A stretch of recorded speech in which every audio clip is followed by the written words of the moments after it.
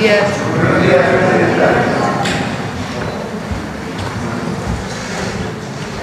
Buenos días. ¿Cómo están? Qué bueno. Bien, también. Bueno, el día de hoy vamos a hablar de trenes, de los avances del tren México-Pachuca, México-Querétaro, Querétaro-Irapuato y Saltillo-Nuevo Laredo. ¿Qué dijeron? Ah, de Sonora también. Les digo que aquí está sobre representado Sonora en la mañanera. Bueno, antes de ello le voy a pedir a Jesús Esteva que presente los avances de atención a la emergencia. Y después está con nosotros Edna Vega, secretaria de Desarrollo Agrario, Territorial y Urbano, porque queremos platicarles también cómo se va adquiriendo el derecho de vía, que se hace de manera consensada, hablando con la población. También para ello está aquí Néstor Núñez, que es el titular de la Unidad de Vinculación Institucional y Patrimonio de la Secretaría de Infraestructura, Comunicaciones y Transportes. Está el maestro Andrés Layuz, Griselda Martínez, subsecretaria de Ordenamiento Agrario, y está el comandante del agrupamiento de ingenieros Felipe Ángeles, que ustedes conocen muy bien, el general Ricardo Vallejo. Y para cerrar está con nosotros Miguel Elorza, que hoy es el detector de mentiras. Entonces primero le damos la palabra a Jesús y después ya hacemos la presentación completa. Adelante. Con su permiso, señora presidenta, buenos días a todas y a todos. A continuación, informo los avances en la atención de la emergencia. Comenzamos con la primera. En total, las localidades ya comunicadas son 195 de 288. Esto representa cercano al 70% de comunidades que ya tienen paso. Adelante. En el caso de atención de servicios de la energía eléctrica, tenemos que Hidalgo ya está al 97.64%, Puebla, Querétaro y San Luis Potosí ya están con servicio completo y Veracruz 99.93%, esto dando 99.38% de localidades y de comunidades ya con energía eléctrica. Adelante. En cuanto a escuelas, tenemos 979 de 1,351 escuelas ya atendidas. Esto representa cerca del 72% del universo a trabajar. La siguiente. En cuanto a vivienda censada, se tienen 85,221 viviendas censadas.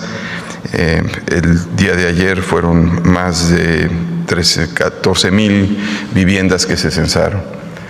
Adelante.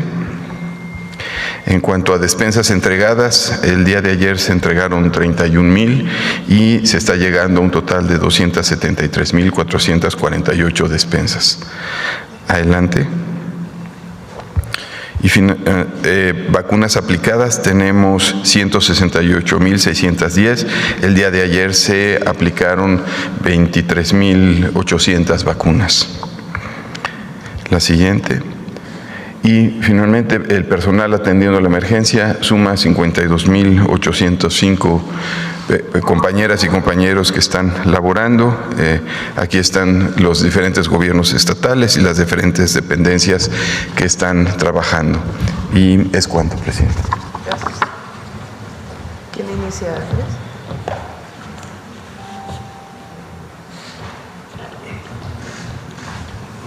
Buenos días, con su permiso, presidenta. Buenos días a todas y todos. No sé si puedo usar el micrófono. Muy buenos días. Les voy a hacer un informe sobre dónde estamos en el proyecto de trenes de pasajeros, en la fase que ya estamos implementando y también en la fase que ya estamos empezando los estudios, que es la fase 2, que evidentemente contiene información que después tanto la secretaria Edna Vega como el general Vallejo también complementarán con respecto a la obra, y también Néstor. La que sigue, por favor. Bueno, simplemente para recordar en qué consisten las fases. La fase 1 es Ciudad de México-Pachuca, Ciudad de México-Querétaro, Querétaro-Irapuato y Saltillo-Nuevo Laredo. Toda la fase 1, que son 787 kilómetros, ya está en obra en distintos tramos. Y ya iniciamos estudios técnicos en Irapuato-Guadalajara, Querétaro-San Luis Potosí, San Luis Potosí-Saltillo y Mazatlán-Los Mochis. La que sigue, por favor. Las características, para no olvidarlas, son vías dedicadas, aprovechando el derecho de vía existente, lo cual se abundará más adelante, con una velocidad de diseño máxima de entre 160 y 200 kilómetros por hora. Los trenes de Ciudad de México-Pachuca, que ahorita también mostraré, son trenes eléctricos. El resto de la red es con diésel eléctrico. También ahorita les daré información sobre esa segunda licitación de trenes. Las estaciones se dividen entre estaciones principales y secundarias y también paraderos. Y tendremos servicios regionales y servicios entre ciudades. Esto ya es un avance un poco más afinado de las características de las estaciones. Esto se ha venido trabajando en conjunto entre la SICT, la unidad de proyectos y arquitectura del SICT, el agrupamiento de ingenieros y la agencia. La que sigue, por favor. Una cosa muy importante. Cuando les mostramos el mapa donde aparecen los dos recorridos hasta Nogales y hasta Nuevo Laredo, el punto de partida es Buenavista. Esto quiere decir que para la estación Buenavista necesitamos hacer una ampliación de capacidad. Ya empezaron los trabajos de ampliación de esa capacidad, donde vamos a tener más andenes y vamos a tener más vías. ¿Por qué? Buenavista es un buen punto de partida para los dos recorridos. Lo primero es que tiene una ubicación céntrica y estratégica en la Ciudad de México. Como saben, está, digamos, cerca de la zona central, aunque no en el mero centro de la ciudad. Tiene una enorme conectividad con el resto de la ciudad.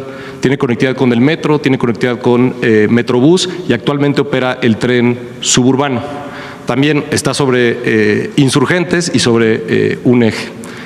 Estamos aprovechando la infraestructura que existe, que de hecho, a partir del proceso de privatización que ya hemos mencionado en los años 90, se redujo realmente el uso que se le da a Buenavista solamente al servicio que existía a Cuautitlán, lo cual en términos de la capacidad total era una reducción. Ahorita no solo vamos a aprovechar la capacidad que hoy existe, vamos a aprovechar cierta capacidad que existía que no estaba en uso, pero también estamos ampliando la capacidad.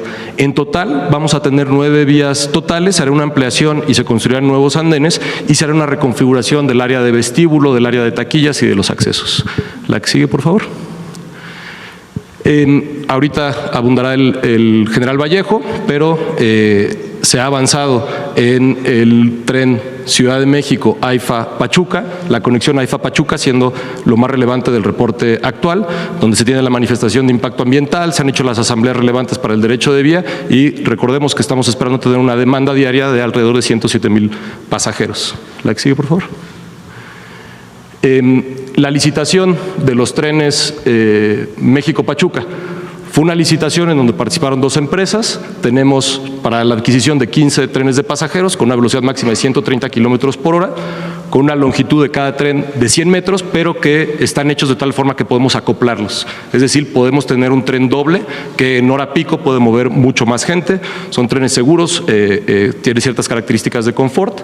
Caben más de 700 pasajeros en el tren con 315 asientos ergonómicos, siendo un servicio, digamos, de corta distancia todavía dentro de la zona metropolitana. Se considera que van personas paradas en este tren, con accesibilidad universal, con accesos a nivel y asientos prioritarios, y por supuesto sistemas de información al pasajero. La empresa que ganó la licitación es CRRC y ya iniciaron los trabajos de diseño y fabricación. Esta es una primera imagen de el diseño del tren, todavía estamos revisándola, pero es la primera aproximación que tenemos y la llegada del primer tren será el 4º trimestre de 2026. La que sigue, por favor. Luego tenemos esto que aparece como un tramo muy largo porque incluye desde la Ciudad de México hasta Querétaro, que es el trabajo que está haciendo el agrupamiento de ingenieros Felipe Ángeles, pero también de Querétaro hacia Irapuato. Estamos estimando que son alrededor de 50,000 pasajeros diarios en el recorrido. y que tenemos distintos servicios como puede ser Ciudad de México-Querétaro, Querétaro-Irapuato, Ciudad de México-Irapuato, San Juan del Río-Celaya y Celaya-Irapuato. Esto es muy importante porque, como saben, la vida cotidiana entre las ciudades del Bajío es una vía que no siempre, no necesariamente tiene por qué estar conectada a la Ciudad de México, es una vida propia del Bajío y por eso se vuelve tan importante este tren, porque ofrece una conectividad entre ciudades que tienen esa vida cotidiana conjunta.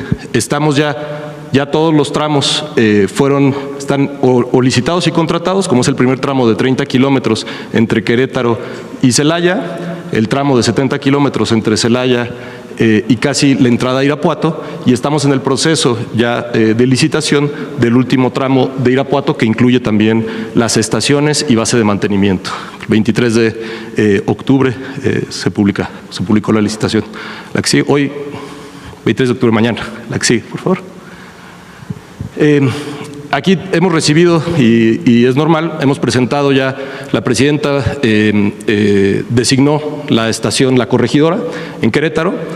Se ha hablado en el tema, sabemos hay una conversación con tanto autoridades de Querétaro, que lleva mucho tiempo, pero también con activistas en Querétaro. Tuvimos una reunión reciente y una de las primeras cosas que me gustaría confirmar es: esta no es la estación principal. La estación principal está en el Marqués, pero vamos a tener una estación que es relevante en el centro de Querétaro. Esta estación, al estar en el centro de Querétaro, lo que vamos a hacer para poder ocupar el espacio es que se va a ocupar lo que se llama el patio antiguo, que es un patio que actualmente está en operación, que lo usa una de las concesionarias de transporte de carga. Es un área ya impactada, bastante grande, de hecho, bastante más grande que la huella de la estación, y por tanto, sé que ha salido en algunos medios, que es el Parque Alcanfores, no sufre ninguna afectación.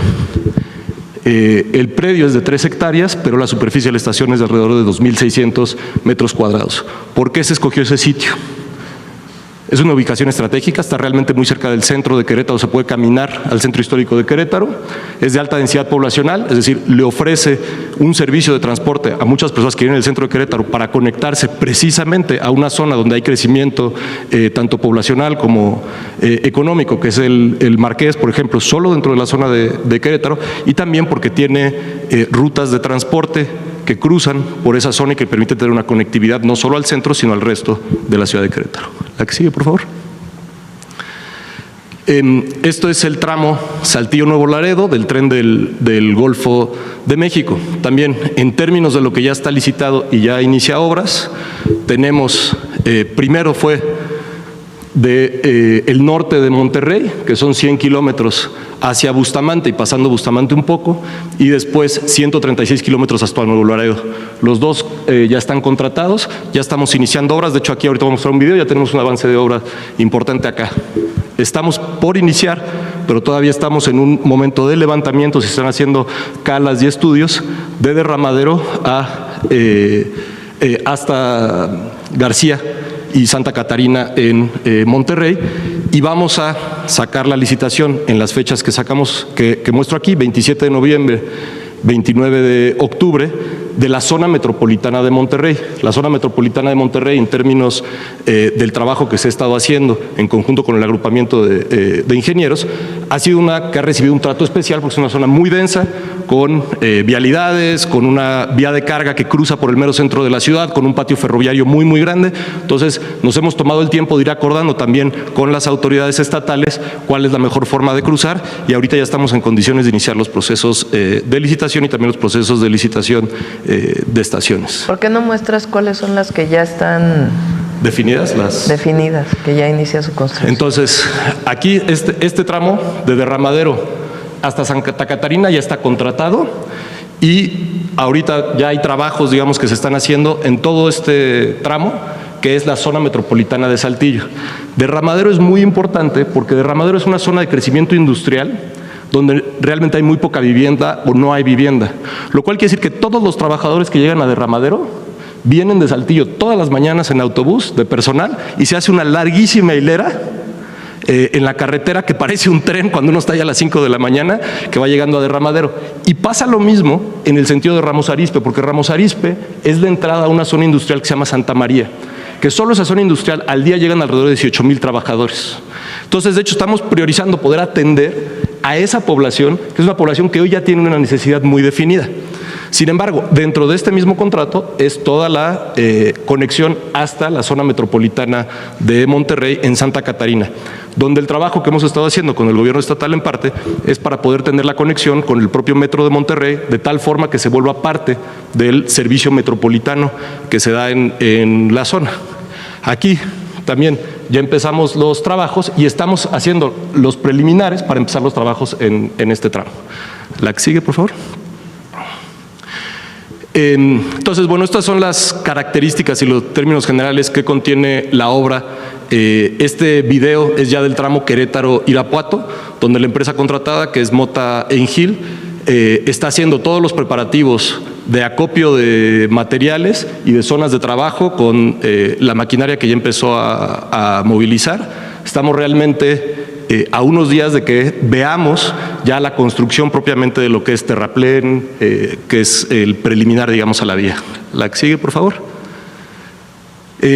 Esta es la zona que les decía al norte de Monterrey, donde la empresa contratada es ICA. Aquí ya se empezó a hacer el desmonte justamente en el derecho de vía. Ahorita cuando el equipo abunde de derecho de vía, de cómo se está trabajando, tenemos la ventaja, sobre todo en distintos tramos de distintas características, pero en la mayor parte del tramo, que podemos trabajar sobre el derecho de vía existente, lo cual tiene una doble ventaja. Uno, por la adquisición misma del derecho de vía, en donde se ha estado compilando todos los títulos de propiedad que amparan esa propiedad, pero también en términos ambientales, porque son zonas que ya estaban impactadas, ¿no? Adelante. El día de ayer, en la noche, se publicó ya la licitación de los siguientes 47 trenes. Estos trenes tienen características distintas a la primera licitación que se hizo de trenes hacia Pachuca. La razón de esto es que estos son trenes que tendrán un recorrido más largo. De la Ciudad de México a Pachuca estamos estimando poquito más de 1 hora. Sin embargo, estos trenes podrán tener recorridos de más de 2 y 3 horas porque cruzarán pues muchos más kilómetros, ¿no? Estamos hablando de un recorrido de Saltillo a Nuevo Laredo de casi 400 kilómetros. Son 47 trenes de pasajeros, igual con velocidades máximas de entre 160 y 200 kilómetros por hora, con una longitud de 100 metros que permite acoplar 2 unidades, por las mismas razones. Sabemos que va a haber, les decía yo, la zona metropolitana de Monterrey. O sea, la zona metropolitana de Monterrey es probable que en ciertos horarios tengamos mucha más afluencia, porque son varias estaciones dentro de Monterrey. Entonces permite acoplar 2 unidades. Las configuraciones de largo itinerario son de 300 pasajeros y de corto itinerario son de 600 pasajeros. Habrá trenes que harán un recorrido muy largo, entonces tienen que tener asientos un poco más amplios, un poco más cómodos, tienen que tener baño, tienen que tener un servicio de cafetería simplemente por el tiempo que está, pero hay otros de corto itinerario que realmente están dando un servicio metropolitano que no tienen que tener todas esas características, pero sí tener más capacidad para poder llevar más usuarios. Por supuesto que está considerado que tengan accesibilidad universal y los sistemas de información a las personas. El 19 de septiembre ya habíamos publicado el proyecto de convocatoria, que es parte del proceso normal, donde se reciben comentarios de los participantes, y la publicación de convocatoria se hizo ayer en la noche para tener un fallo en el mes de noviembre. La que sigue, por favor. Los tramos que estamos ahora trabajando en términos de estudio son Irapuato-Guadalajara, Mazatlán-Los Mochis y el tren del Golfo de México, de Querétaro-San Luis Potosí y de San Luis Potosí-Saltillo. Como lo hicimos en la primera fase, el agrupamiento de ingenieros Felipe Ángeles está haciendo el trabajo de ingeniería básica y parte de los estudios ambientales.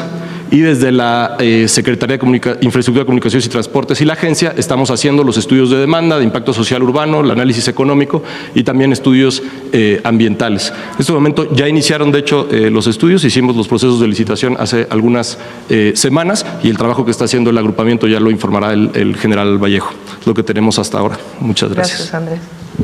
General. ¿Aquí? Sí.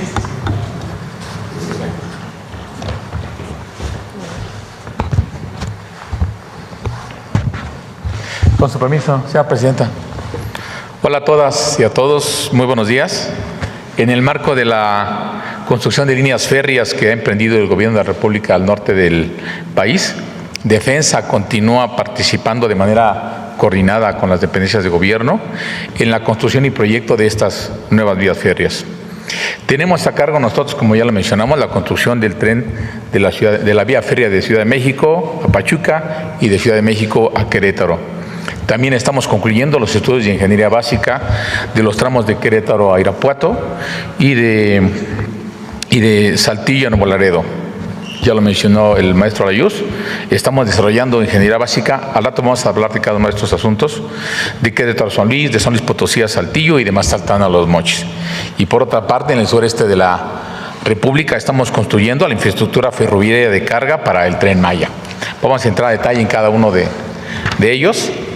Por lo que se refiere a la vía férrea de Ciudad de México a Pachuca, como podrán observar, se trata de 57.6 kilómetros de vía férrea doble electrificada. De estos 57 kilómetros, 28 kilómetros vamos a ir en convivencia con la vía de carga. No que compartamos vías, sino que llevamos nuestras vías en convivencia con ellos. Y ello implica algunos problemas, pues porque la vía de carga ya llegó muchos años antes y tiene sus espuelas hacia la industria, sus espuelas de vía hacia la industria, y la población ya se puso próxima a la infraestructura. Habrá que dentro de eso de hecho de vía mover las vías de carga, construir las nuevas vías férreas, y en eso es en lo que estamos ahorita trabajando. Estamos empeñados, llevamos un avance ya próximo al 10% y vamos incrementando geométricamente en la medida en que nuestros compañeros de SEDATU y SICT, las áreas encargadas de librarnos el derecho de vía, nos dan más tramo, entramos con más maquinaria porque ingeniería ya tenemos y presupuesto también. ¿Qué estamos haciendo? Como podrán ver en las láminas, perforando cimentaciones, pilas, colando zapatas, armando traves, estamos izando columnas y próximamente empezaremos a montar las traves que van arriba para armar la vía en los viaductos. Estamos conformando en largos tramos ya terraplenes para la construcción de vía férrea. Estamos construyendo una innumerable cantidad de obras de drenaje transversal, porque bueno, son más de 53 en las amplias zonas inundables del acceso a Pachuca, para que nuestra vía no se convierta en un dique para contener al agua, sino que permitamos el flujo hídrico.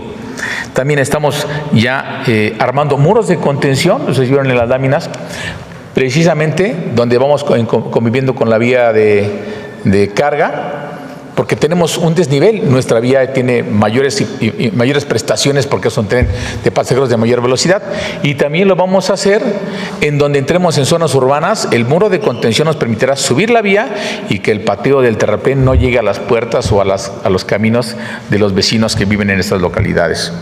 Pues bien, hemos hablado que para ejecutar los trabajos y con la orden que tenemos de la Presidencia de la República de hacerlo lo más rápido posible, estamos trabajando simultáneamente en los 57 kilómetros. Organizamos 10 frentes de obra. 5 de ellos son de construcción pesada de viaductos, plataformas y vías férreas. 2 son de energización y obra electromecánica, porque hoy vamos a llegar a colgarnos a las líneas de transmisión de alta tensión, construir las subestaciones principales, las subestaciones tractoras, conectarnos a la vía férrea y construir la catenaria que electrifica la vía. Por eso tenemos dos frentes de energización, un frente de catenaria que es los cables eléctricos donde va a ir pegado energizándose el tren, y 2 frentes de ingeniería, uno de estudios previos y otro que acompaña en corto a los frentes de construcción en la construcción específica de viaductos, puentes y donde se requiera hacer más trabajos de ingeniería. Al momento hemos generado 8,000 empleos directos y se siguen incrementando diariamente. Ahora, ¿qué pasa con el tren que va? La vía férrea que estamos haciendo de Ciudad de México a Querétaro. Son 226 kilómetros de vía doble. De estos 226 kilómetros, 119 kilómetros vamos en convivencia paralelos a la vía de carga. Es decir, que estaremos conviviendo con un tren que alimenta a la industria y tendremos que convivir en ese mismo espacio. Habrá en ocasiones que mover la vía de carga, desplazarla para mover la vía de pasajeros. A veces utilizaremos vía de ellos y les construiremos nueva. Eso en base a la concepción operativa. Pero bueno, también habrá 106 kilómetros de vía totalmente nueva que nos permite mejorar la velocidad, las prestaciones y el confort para los pasajeros que viajen en los trenes de este tipo. Pues bien, ¿qué es lo que estamos haciendo en estos momentos? Conformando capas de terraplén de pasajeros en el derecho de vía de la infraestructura de carga. Es un proceso delicado de terraciar para que estructuralmente funcionen monolíticamente ambas plataformas. Estamos construyendo puentes vehiculares para salvar los nuevos trazos ya en el acceso a la ciudad de Querétaro. Estamos realizando muchos cortes y construcción de cimentaciones y vialidades. Ya estamos en la estación de San Juan del Río construyendo la cimentación y las vialidades. Estamos estamos prefabricando elementos estructurales. Tenemos tan solo aquí 25 viaductos por 23 kilómetros. Ya en lo que estamos trabajando en terreno, ya mandamos a fabricar los cabezales, las traves, para nosotros desplantar columnas e ir avanzando. Es decir, estamos en un trabajo simultáneo. Aquí tenemos un total de 14 frentes de obra que trabajan simultáneamente ya. 12 de ellos son de construcción pesada, que hacen viaductos, plataforma y vía. Y 2 más de estudios de ingeniería, unos previos y otro que viene acompañando a los frentes de construcción en todos los detalles que podamos acelerarle para que sea una construcción más expedita. Aquí hemos generado también alrededor de 8.500 empleos y todos los días se vienen incrementando. Pasamos a la siguiente, por favor. Vamos a ver el desarrollo de la ingeniería básica. La ingeniería básica es muy importante, ahorita vamos a platicar por qué. Entendemos esta como la fase inicial de diseño y planificación para establecer los parámetros iniciales de costo, de proyecto, de parámetros y plazos de ejecución.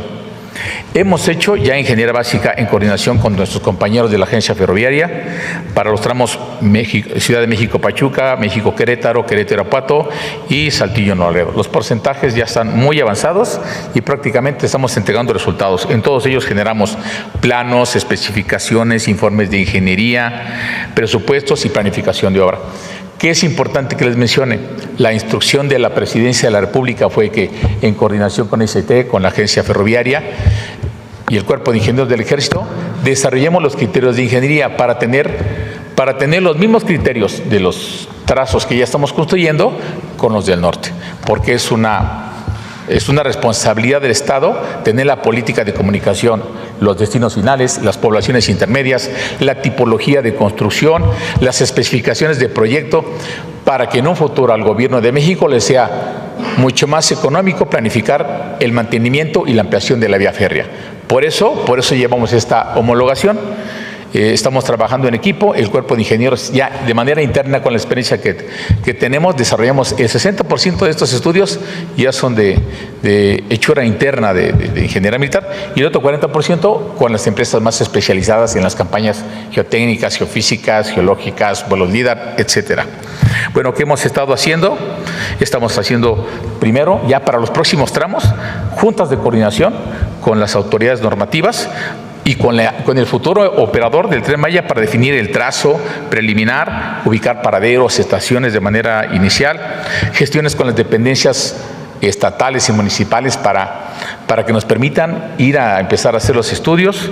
Estamos ya colocando nuestra red topográfica, estamos iniciando vuelos LIDAR y todo lo que lleva una campaña inicial de exploración. Ahora, en la que sigue vamos a hablar ya de la infraestructura de carga para el Tren Maya. Aquí también ya llevamos velocidad, vamos encarrerados, tenemos proyecto, presupuesto y materiales. Estamos construyendo la primera fase de la infraestructura de carga. Estamos trabajando en los complejos intermodales de carga más importantes para el Tren Maya. Estamos en la terminal Palenque, que va a ser un punto importante de conexión que lo vamos ahorita más adelante. La terminal Pochilá, que es una terminal que propiamente la terminal Mérida. La terminal Progreso, porque recibimos la orden de Presidencia de la República de conectar el anillo ferroviario y llevar vía nueva hasta Progreso, hasta el puerto. Y la terminal Cancún. Estamos realizando trabajos, lo podrán ver en las imágenes, conformando las capas de material para recibir la plataforma de la vía. Estamos conformando ya terracerías interiores, colando vialidades en el interior, desplantando ya edificios técnicos y administrativos de las instalaciones de carga. Estamos construyendo edificaciones varias, accesos, muros perimetrales y evidentemente tanto en este proyecto como los que mencioné hace ratito estamos cumpliendo con todos los programas ambientales de prevención y mitigación y también con nuestros compañeros del INAH vamos de la mano en la prospección y rescate arqueológico. Ahí en la península tenemos ahorita activados 7 frentes de obra, de los cuales 7 son de construcción pesada, de instalaciones, plataformas y vías, y 1 es de estudios de ingeniería, de preliminar y de acompañamiento. Acá tenemos generados 9,000 empleos directos. Ahora, vamos a hablar de algo muy importante, que ya lo mencionamos, la conexión del ferrocarril del Istmo de Tehuantepec con el Tren Maya. Ahí pueden ver, miren la imagen de la derecha, es la vía principal del Tren Maya, y la imagen de la izquierda, allá a escasos metros, es la vía del ferrocarril del Istmo de Tehuantepec. ¿Qué significa esto? Que estamos a nada de conectar ambas infraestructuras. Dentro de los trabajos de construcción de la infraestructura del tren carga, Defensa, en coordinación con nuestros compañeros de la Secretaría de Marina, estamos ya por realizar los trabajos de conexión del anillo ferroviario del Tren Maya con la red ferroviaria nacional a través del ferrocarril del Istmo de Tehuantepec. ¿Dónde vamos a hacer los trabajos? En Palenque. Ahí es el punto fundamental. El 5 de diciembre tendremos anillado ya todo. ¿Qué significa esto? Que vamos a conectar, les voy a dar algunos datos. La infraestructura ferroviaria en México es más o menos 17.300 kilómetros de vía principal y secundaria que está concesionada. Hay 4.470 kilómetros de patios y laderos y hay como otros 1.500 de vía de particulares adentro de la industria. Todo eso suma como 23.400 kilómetros. A eso súmenle los 1.500 kilómetros de red ferroviaria del Tren Maya. Y también súmenle alrededor de 200 kilómetros más de patios y plataformas de carga y vía nueva que estamos haciendo en progreso. Ahí ya nada más suman más de 25,000 kilómetros, más el kilometraje de los nuevos trenes que estamos construyendo hacia el norte del país. Ya vamos a tener conexión de carga desde la frontera sur, desde Chetumal, por decir algo, a Nogales, a Juárez, a Laredo. Imagínense la importancia de que ya tengamos anillada ya tengamos conectada toda la red ferroviaria nacional. Pero bueno, seguimos. Referente a la infraestructura de carga del Tren Maya, continuamos hablando. También, aparte de los complejos, vamos a hacer dos estructuras. Vía férrea nueva de Pochilá a Progreso.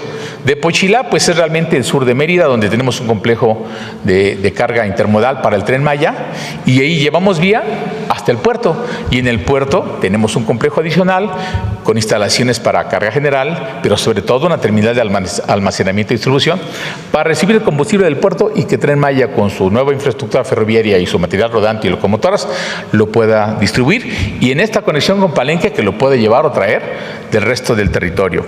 Y también ahí estamos hablando de casi 49 kilómetros de vía nueva de alta especificación que se conecta a la red ferroviaria.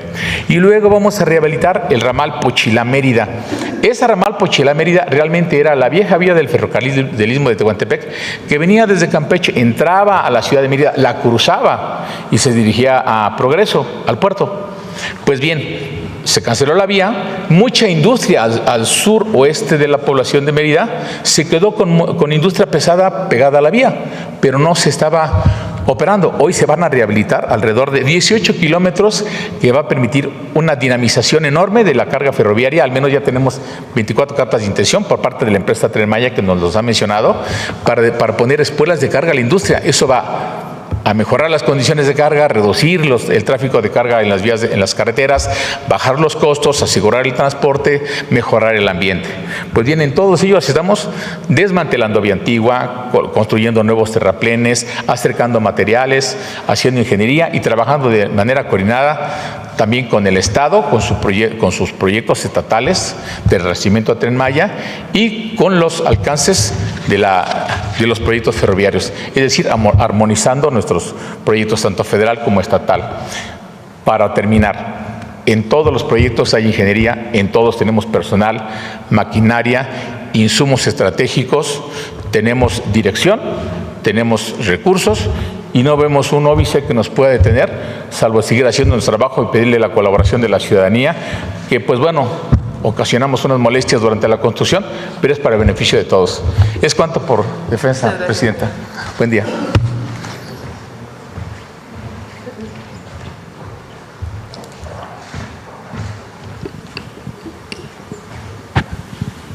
Con su permiso, Presidenta, muy buenos días a todos y todas. Esto nos acaban de proyectar Andrés Layuz, el general Vallejo. Ha sido posible por un fuerte trabajo de una coordinación de esfuerzos, si podemos pasar, que inició pues prácticamente desde la transición con la presidenta, donde hubo la definición de estos grandes proyectos y con base en las experiencias previas que significaron el Tren Maya y el corredor interoceánico, es que desde las distintas instituciones tenemos muy claro cuál tendría que ser el procedimiento, la concertación con las distintas comunidades. Y esto es clave porque, si me lo permite, Presidenta, creo que con esta experiencia la verdad es que estamos prácticamente rompiendo récord en términos de tiempos, de conciliación, de negociaciones, como no se había hecho con anterioridad. Entonces, ¿cuál es la forma de coordinación de trabajo? Efectivamente, la Secretaría de Infraestructura, Comunicaciones y Transportes identifica este derecho de vía histórico en muchos de los tramos. 66% del derecho de vía ya existía, entonces fue sobre el nuevo proyecto ir adecuando esta superficie. Entonces se identificó ese derecho de vía histórico entre SEDENA, SICT, en particular la agencia ferroviaria, definen este nuevo trazo, los ajustes o las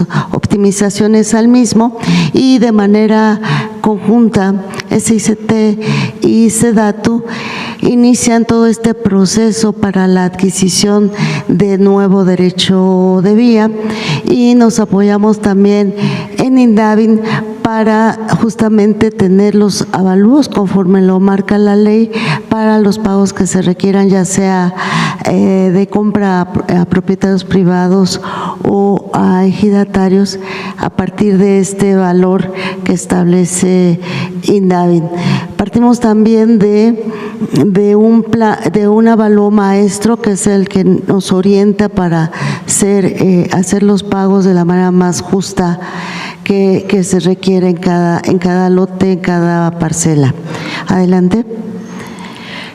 ¿Cuál ha sido este proceso? Primero fue, les decía, prácticamente desde que iniciamos este proceso, de quién es la propiedad. Entonces se hizo una investigación catastral, registral, de parcela por parcela, predio por predio, de a quién pertenecía, si era propiedad privada, propiedad social o incluso propiedad pública. Y a partir de este análisis, ya con el avance de los proyectos, se fueron definiendo las distintas situaciones, y de ahí partimos ya para hacer la sensibilización y socialización del proyecto, que es esta parte que yo considero de la base fundamental para lograrlo.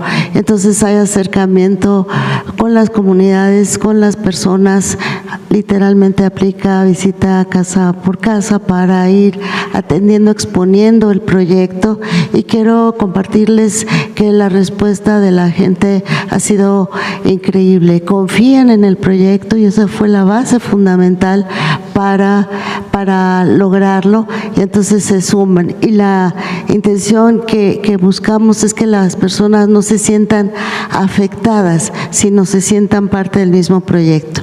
Y a partir de esta información se dan los caminamientos de las distintas instituciones, varios equipos van caminando sobre lo que es la propuesta del proyecto, y en las distintas reuniones, asambleas, se atienden a los vecinos dudas, inquietudes, incluso quejas. Ya nuestro compañero Néstor va a explicar el detalle de lo que se ha logrado, que incluso va mucho más allá del derecho de vía.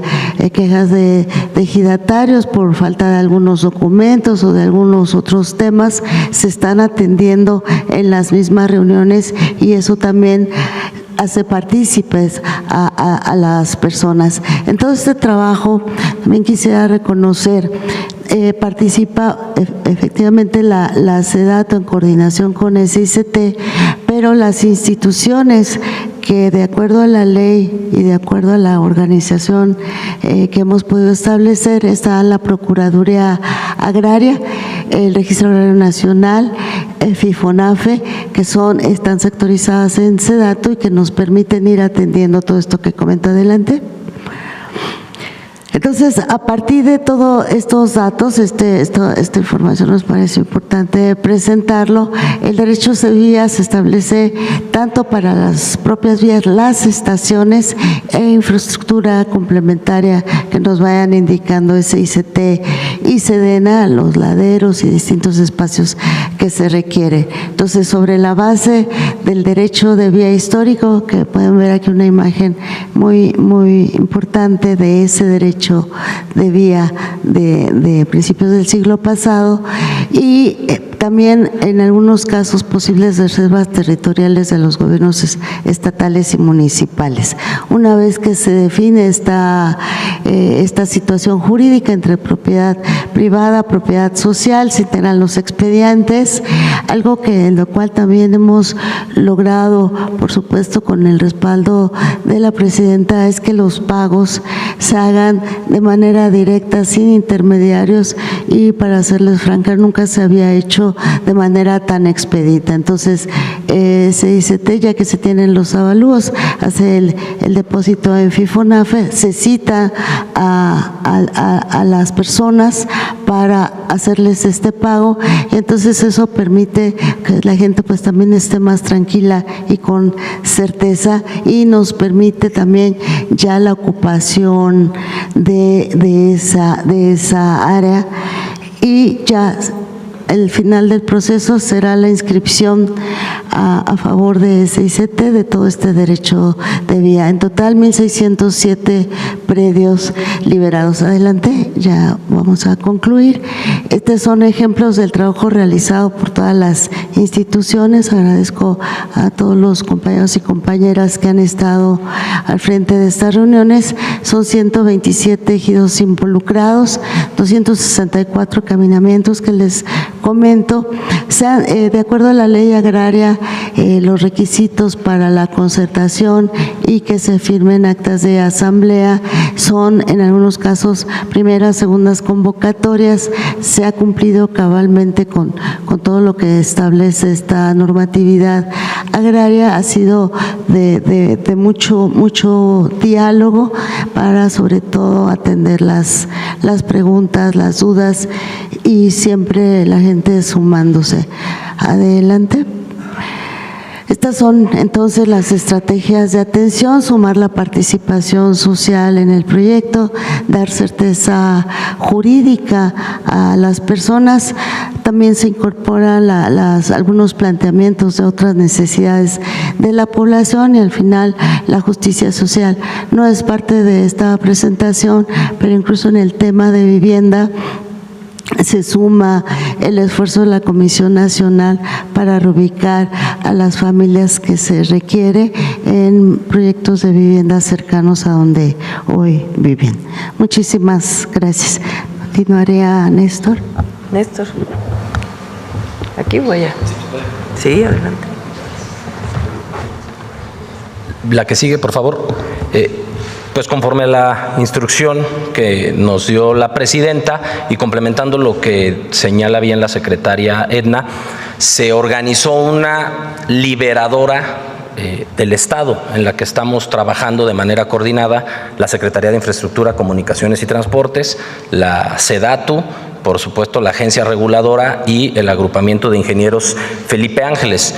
Y esto nos ha permitido no tener que contratar privados para realizar el proceso de adquisición y liberación del derecho de vía. Lo hemos hecho de manera directa, sin intermediarios. Pero la orden de la presidenta también nos llevó a que no se atendiera solo la parte normativa y administrativa de la adquisición de la tierra para el derecho de vía, sino nos instruyó también a atender de una manera integral y con una perspectiva de justicia social la liberación de todo este derecho de vía. Y es por ello que también participan en este proceso de trabajo interinstitucional de manera permanente la Secretaría de Gobernación, la Secretaría de Bienestar, nos acompaña por supuesto Medio Ambiente. Estamos trabajando muy de la mano con el INPI para atender todo el tema de consultas indígenas. Para el caso, por ejemplo, del tramo de Ciudad de México a Querétaro, surgieron 13 comunidades otomíes en 8 ejidos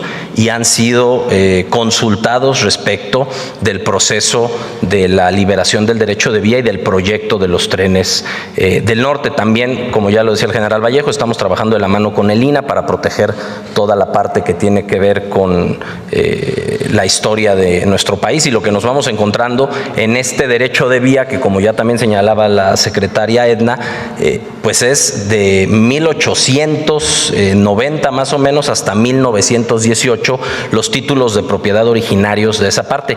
Trabajamos muy de la mano con CONAVI, por ejemplo en el caso del AIFA Pachuca nos encontramos sobre el derecho de vía algunas personas que estaban viviendo en esa zona y en coordinación con la CONAVI por instrucciones de la presidenta no solo se les está resolviendo la parte administrativa de la liberación del derecho de vía, sino también las estamos mudando a una nueva vivienda para que tengan una relocalización justa. La que sigue, por favor.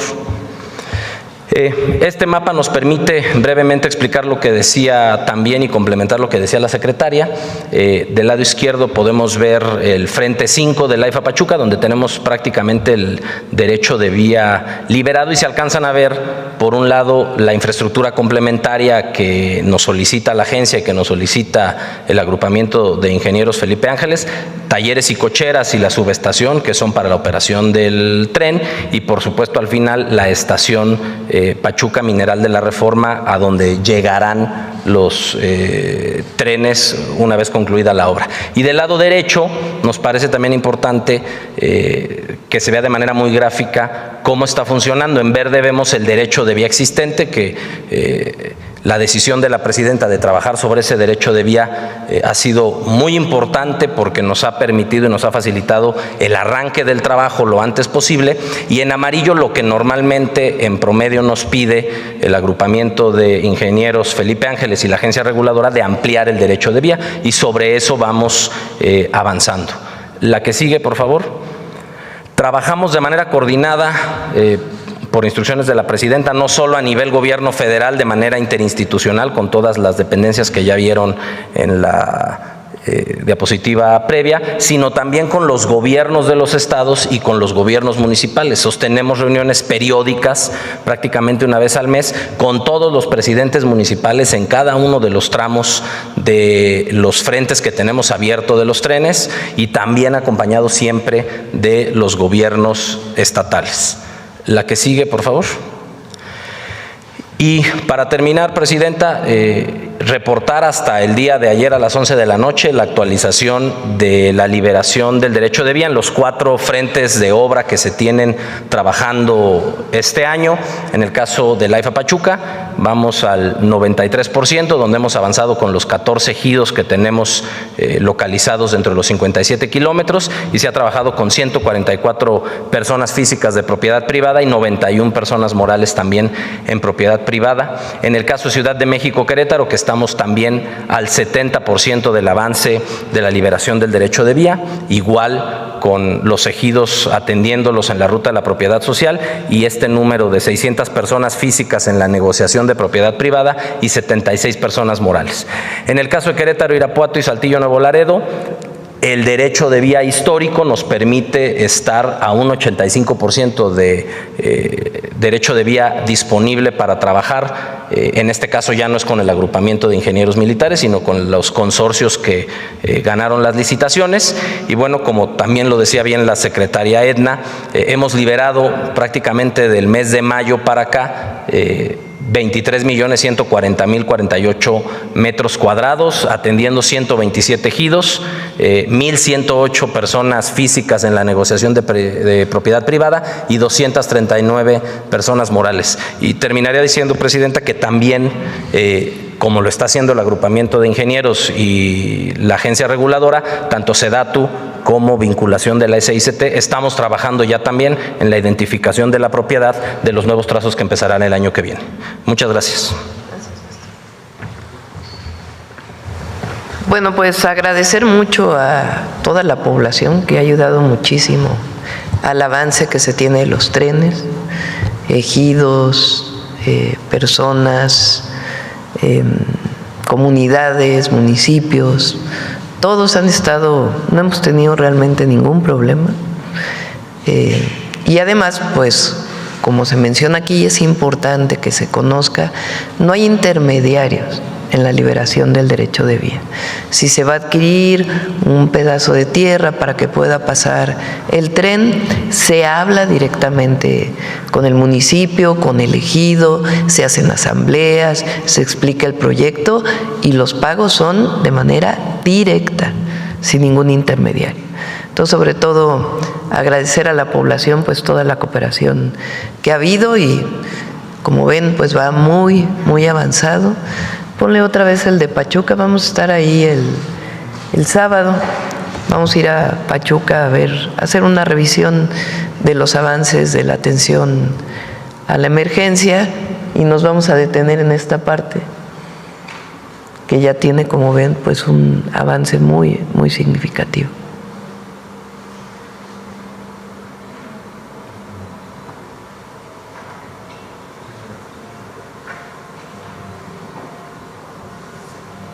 Y obviamente pues agradecer a ingenieros militares, al agrupamiento Felipe Ángeles y a todo el equipo.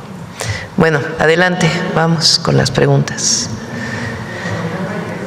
A ver, tú que has...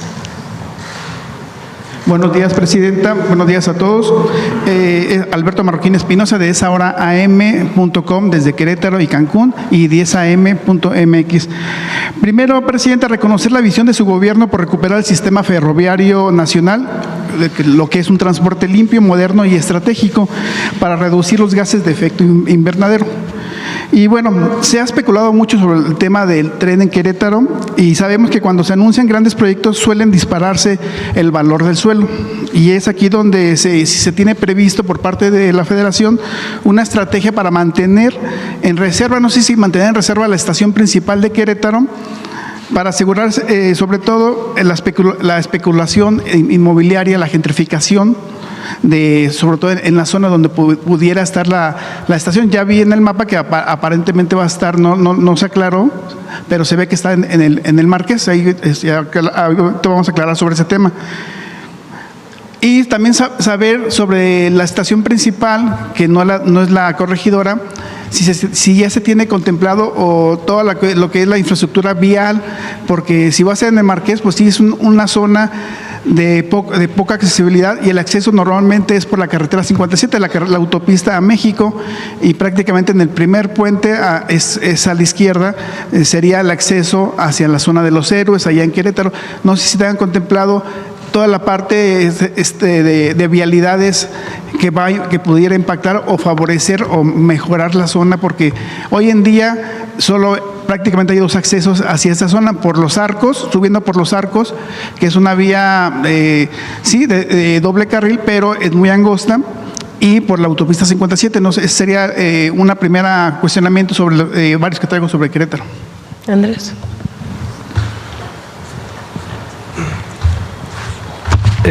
Sí, la consideración de la estación en el Marqués y la zona del Marqués, vamos a decirle zona porque vamos a determinar el sitio en específico más adelante, tiene de hecho la virtud que tiene mucha conectividad. Si ustedes ven lo que ha sucedido con la zona metropolitana, el desarrollo de la zona metropolitana de Querétaro, porque el Marqués no es municipio de Querétaro, pues es el Marqués, pero en realidad es la zona metropolitana, desde el aeropuerto hasta el centro, pero también el crecimiento que ha habido hacia el norte. Y lo que tenemos son vialidades, que algunas son carreteras, originalmente carreteras sencillas, como es la 200, la 57, pero también los libramientos que se han construido hacia el norte de Querétaro. ¿Qué es lo que permite esa localización? Que como Querétaro ha crecido hacia el norte y ha crecido hacia el aeropuerto, entonces al estar en el Marqués puedes tener la conectividad desde el centro de Querétaro, en parte en tren, pero no solo en tren, y desde el norte y el poniente y el sur por las distintas autopistas y carreteras. Esas conexiones, y estamos evaluando en parte con el gobierno de Querétaro, cuáles son las mejores conexiones que se pueden hacer, pero de hecho sí hay disponibilidad de vialidad en el sentido de la conexión que se da a toda la zona metropolitana. Ok. Y bueno, para aclarar sobre todo el tema del tren, bueno, la estación de la Corregidora en el centro histórico, Pues ahí ha habido una serie de cuestionamientos de algunos ambientalistas en Querétaro. Bueno, al menos ya se aclaró ahorita que ya no se va a impactar el Parque Alcanfores, que eso es muy importante, ¿no? Ahí rompemos muchos mitos y muchos cuestionamientos que había en Querétaro, ¿no? Correcto. Pero también ahí hacen mención a un programa parcial de desarrollo urbano de la zona de monumentos y barrios tradicionales, que está publicado en La Sombra de Arteaga, que es el diario oficial de Querétaro, el 25 de octubre de 2018. Que prácticamente habla en esas partes que las vías del tren deben relocalizarse y se prohíbe el uso ferroviario. Lo comento porque pues ahí está, ¿no? Y sobre todo yo entiendo que a lo mejor no puede ser retroactivo a unas vías, a un impacto que ya viene desde hace 100 años, ¿no? Prácticamente, ¿no? ¿Qué opinión tienen al respecto? Sí, el instrumento, y digamos, es normal que exista ese instrumento. ¿Por qué? Porque Querétaro y la zona central de Querétaro pues es patrimonio del país, ¿no? Por razones históricas, por razones arquitectónicas, por razones de espacio público, y es normal que haya un plan parcial para conservar las características del centro histórico de Querétaro.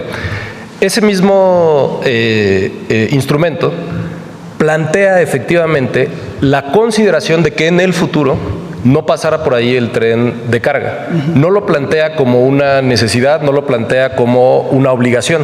¿Por qué? Porque el derecho de vía y toda la zona, incluyendo el patio que yo mencionaba, es un derecho de vía federal preexistente al instrumento. Pero más importante, ¿qué es lo que hace tener por ahí el tren de pasajeros? Es que precisamente a ese patrimonio histórico le da acceso a todo el país. Si usted ve la red que tenemos en este momento planteada, nada más de lo que estamos en construcción, estamos conectando alrededor de 25-30% de la población. Y eso lo que quiere decir es que es un reconocimiento a ese patrimonio histórico de Querétaro y cómo ha sido conservado hasta el momento. Las áreas en donde se hará el trabajo son áreas que ya existen, que ya tienen una vía o que ya tienen infraestructura ferroviaria, ¿no? Entonces, por eso realmente no hay un cambio a las condiciones que tiene el centro de Querétaro. Y en materia de movilidad, en esa zona del centro histórico de Querétaro, pues el acceso a la antigua estación, donde va a estar a un lado la estación La Corregidora, pues es por Avenida Universidad, que es la Avenida del Río, pero es una avenida muy colapsada con tráfico, porque incluso como ahí también hay una ciclovía, en un semáforo puede ser ocho paradas, el semáforo primero da acceso a los peatones y luego otro semáforo a los ciclistas y luego a los vehículos. Son muy tardados, sobre todo en esa zona de Avenida Universidad. ¿Cómo tienen contemplados el tema de la movilidad y el acceso? Porque obviamente son calles muy angostas que llegan hacia la estación, a la antigua estación hoy en día. De hecho, justamente una de las virtudes de la cercanía con Avenida Universidad, pero no solo, es que por ahí pasa el transporte público de Querétaro. Querétaro, como saben, reestructuró su sistema de transporte público y los múltiples trayectos que cruzan por la zona donde actualmente está el patio ferroviario permiten que la conexión se pueda hacer en transporte colectivo o se pueda hacer peatonalmente. Eso es realmente lo que puede tener un impacto, yo diría más bien positivo, en la movilidad de la zona, porque tienes más personas moviéndose en medios de transporte que ocupan menos espacio. Y el mismo plan parcial que usted mencionaba, justamente lo que dice es que debe de haber un conjunto de propuestas para mejorar la conexión con el transporte foráneo. Y es precisamente lo que hace este tren. Porque prácticamente la Avenida Universidad hacia la estación son como 3 cuadras. Así es. Y por ahí, ¿cómo van a solucionar esa parte de lo angosto que son esas calles para tener acceso hacia un transporte público a esa zona? Todo eso y es normal en un proyecto, lo vamos a revisar, lo vamos a trabajar en conjunto, vamos a escuchar a quienes tengamos que escuchar y en ese sentido, insisto, creo que son dudas normales que surgen, pero que se pueden atender. Se ha considerado también la estación principal en la zona norponiente, por donde está el libramiento norponiente hacia Celaya, Cuota. No sé si han considerado esa opción. En este momento no está considerado así, está considerado el Marqués y en esta estación más pequeña en el centro. Ok. Bueno, pues muchas gracias. Ayuda mucho a Querétaro el tren. Hay muchas familias, mucha gente que se traslada de Querétaro a la Ciudad de México. La carretera México-Querétaro pues es una de las más saturadas de todo el país. Lleva muchísimo transporte de carga y también de pasajeros. Entonces, al tener un tren, pues quien vive en Querétaro y va a venir a la Ciudad de México o cuando esté listo hacia el Bajío o hacia San Luis Potosí, pues van a tener la opción de utilizar el tren de pasajeros. Y es muy benéfico para todos aquellos que se trasladan, o para aquellos de la Ciudad de México que también se trasladan a Querétaro y que hacen muchos viajes, pues particularmente a toda la zona industrial que hoy existe en Querétaro. Entonces va a ser muy benéfico. Un dato de emergencia, a ver acá. Muy buenos días, Presidenta. Melina Ochoa, reportera de UNO TV. Sobre el tema de afectaciones por las lluvias, primero conocer, hoy inicia la entrega de este apoyo de 20,000 pesos por vivienda, y también de su voz conocer pues las personas que lamentablemente fallecieron, cómo va este dato de fallecidos y personas no localizadas, por favor, para empezar. Sí, ponlo en el por favor, en el micrositio, por favor. Ahí donde dice personas. Ahí está.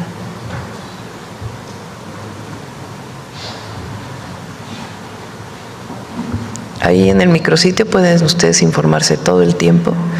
Ha habido personas ya localizadas, algunas que con la revisión del 079 o el propio gobierno del estado ha buscado, y 2 personas que no habían sido identificadas y que lamentablemente habían fallecido. Entonces todos los días se hace esta revisión. Ahora es muy importante la entrega. ¿Cómo hacemos el apoyo? Es de manera directa. Se pone un módulo de los servidores de la Nación, de la Secretaría de Bienestar, después del censo. Entonces, cuando se hace el censo, se ve, es decir, se ubica la zona afectada en un municipio. Por ejemplo, en el caso de Álamo, pues prácticamente es todo la Álamo que fue afectado. En Poza Rica es como una tercera parte de Poza Rica que fue afectada. Entonces, se ubica la zona que fue afectada y ahí servidoras y servidores de la Nación van con un formato haciendo el censo. Cuando termina el levantamiento del censo, se les deja un cintillo que tiene un número y que está identificado con el nombre de la persona que es jefe o jefa de la familia. Entonces, con ese cintillo se va al módulo de bienestar y ahí se les entrega el recurso. Ahí en ese módulo de bienestar se les va a dar un cupón para una despensa o para 2 despensas y para los enseres domésticos. Entonces, de ahí, después de haber recibido su primer apoyo, van a poder ir a recoger su despensa. Entonces, como ven, pues no hay intermediarios, no hay nadie que pudiera falsamente decir que es damnificado cuando no lo es. Es un trabajo de mucha dedicación que se hace y al mismo tiempo muy expedito en la entrega de los recursos. Hoy inicia en Veracruz, en Puebla, en Querétaro y en San Luis Potosí. Y el domingo inicia en Hidalgo, porque Hidalgo es el estado que todavía tiene más localidades a las que no se ha podido acceder por tierra. Presidenta, sobre el tema del modelo universal, que el día de ayer anuncia modelo universal de cáncer en México, preguntarle cómo le hará IMSS e ISSSTE si en ocasiones la propia cita médica general tarda hasta bastantes meses, hasta un año en... ¿Cómo van a poder agilizar que este modelo...? Primero porque va a haber más servicios, vamos a ponerlo así. Es decir, va a haber áreas especializadas en centros de salud, en unidades de medicina familiar o en hospitales dedicados exclusivamente para la mastografía y el ultrasonido. Entonces, al comprar 1,000 equipos más, pues evidentemente se va a reducir el tiempo para poder acceder a tu cita para tu revisión.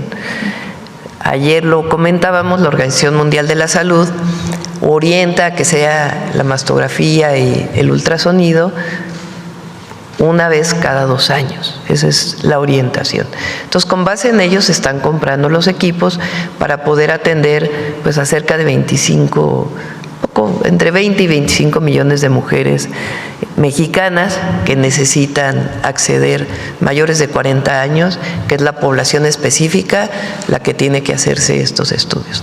Al ampliar el servicio, pues vas a tener menos tiempo de espera.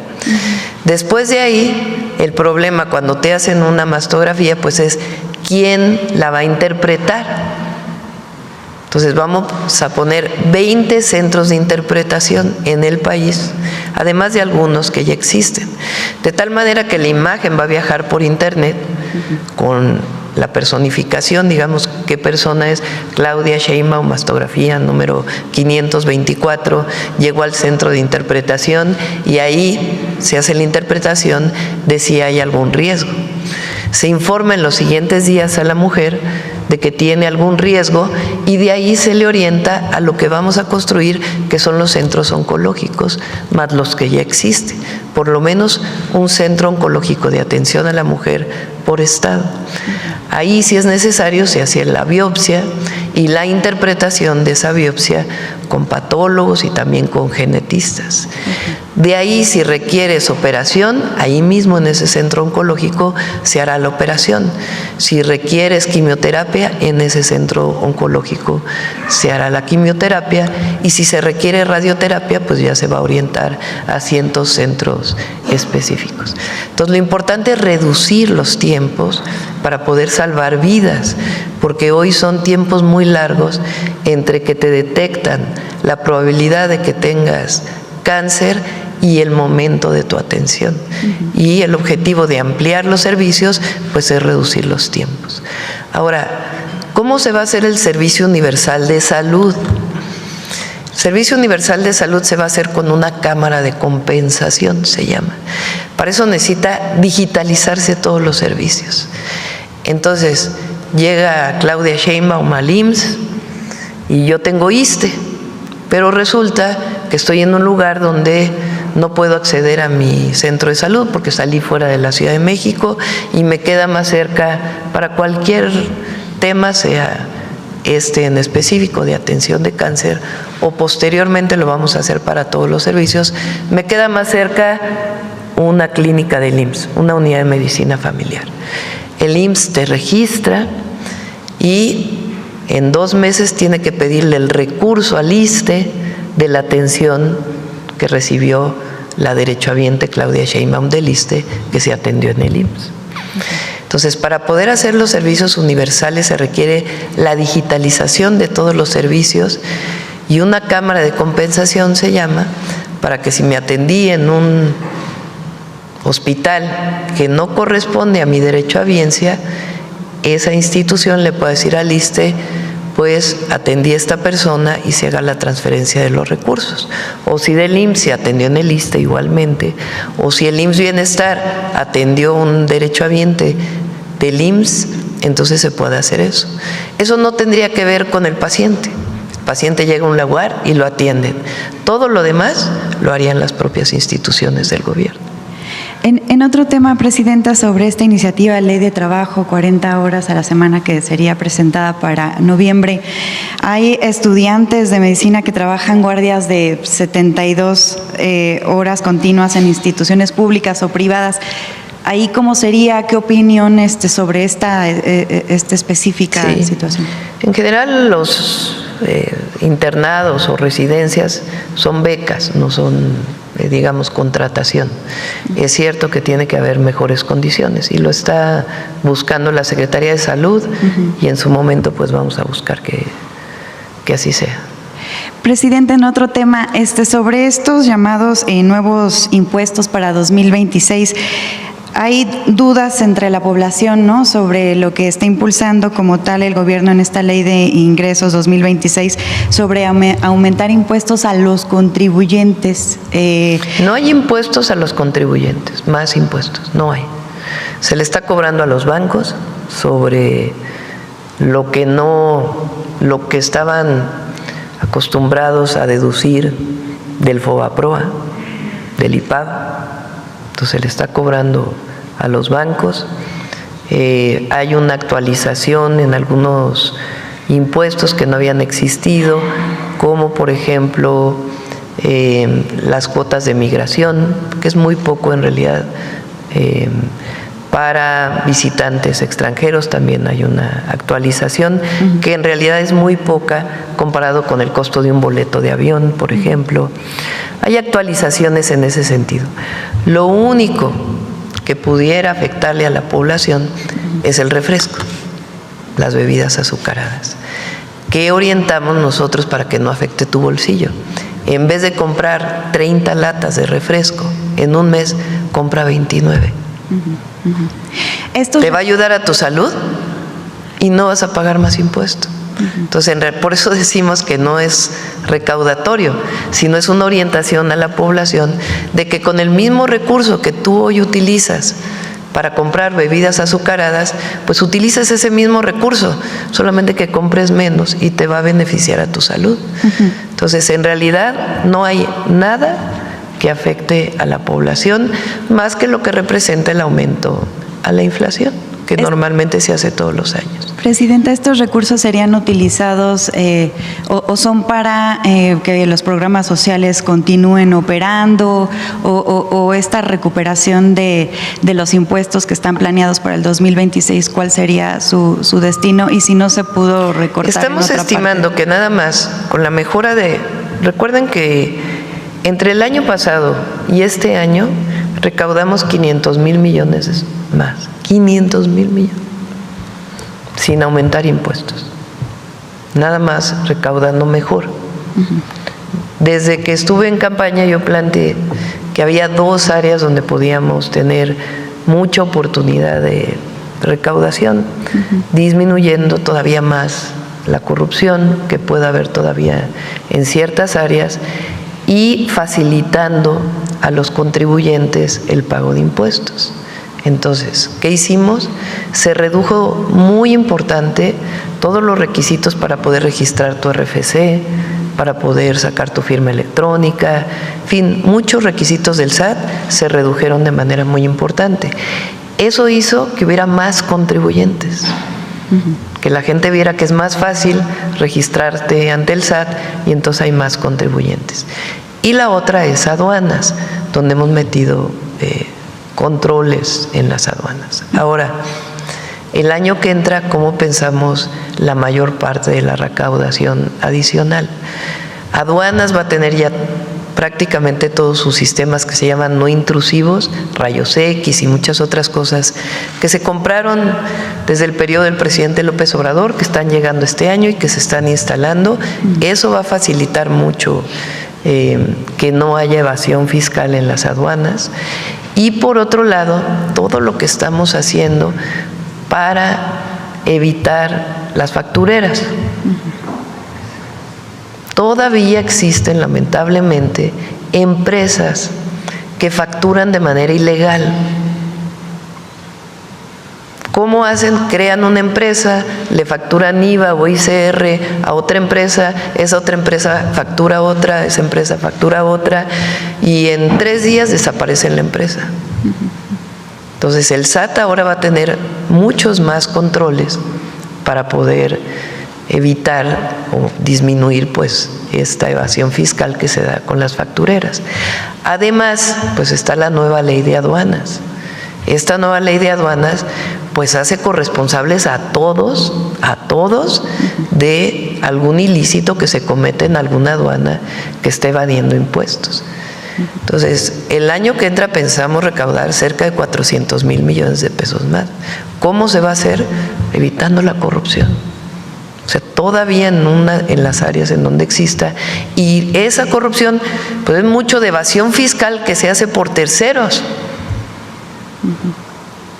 Entonces, eso es lo que nos va a ayudar. A la gente realmente no hay mayores contribuciones.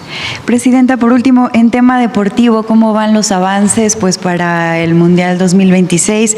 El lunes yo creo que ya lo presentamos, lo íbamos a presentar este lunes, pero pues por la emergencia decidimos posponerlo una semana.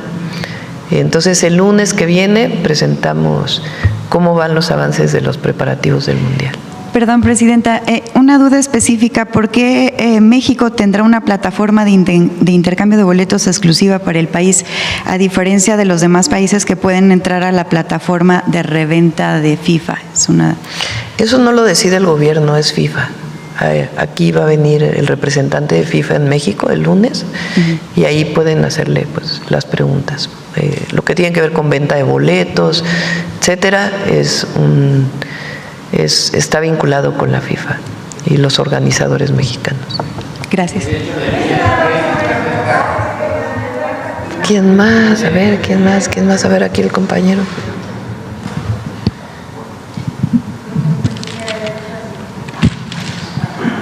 Gracias, Presidenta. Buenos días. Permanezco sentado para no estorbar al tiro de cámara. Mauricio Bautista, de la Jornada Estado de México y la Jornada Hidalgo. Presidenta, sobre el tren México-Querétaro, en la Jornada Hidalgo informamos que personal del INAH detectó por lo menos 141 sitios arqueológicos, 2 de interés en Tula. ¿Qué medidas se están tomando para evitar que el tren dañe estos vestigios? Se trabaja directamente con el INAH. Se encontraron unos grabados, ¿cómo le llaman? Petrograbados, cerca de la región de Tula, ¿verdad? ¿Es así? Y lo que se va a hacer, primero se vio con el INAH si era factible rescatarlos y ponerlos en algún museo para la vista de todos, pero es una zona pues de mucho mayor complejidad, incluso para los pueblos originarios de hoy que lo reconocen como un santuario. Entonces va a cambiar la vía, pues se va a cambiar la ruta. Muy poquito, en realidad no representa grandes costos. Entonces el INAH está en la mesa de trabajo y ahí se va tomando la decisión a partir de la revisión que se hace y obviamente pues tenemos mucha experiencia de lo que se hizo con el Tren Maya, cómo se trabajó con el Tren Maya y eso pues permite que hoy podamos avanzar más rápidamente. Gracias, Presidenta.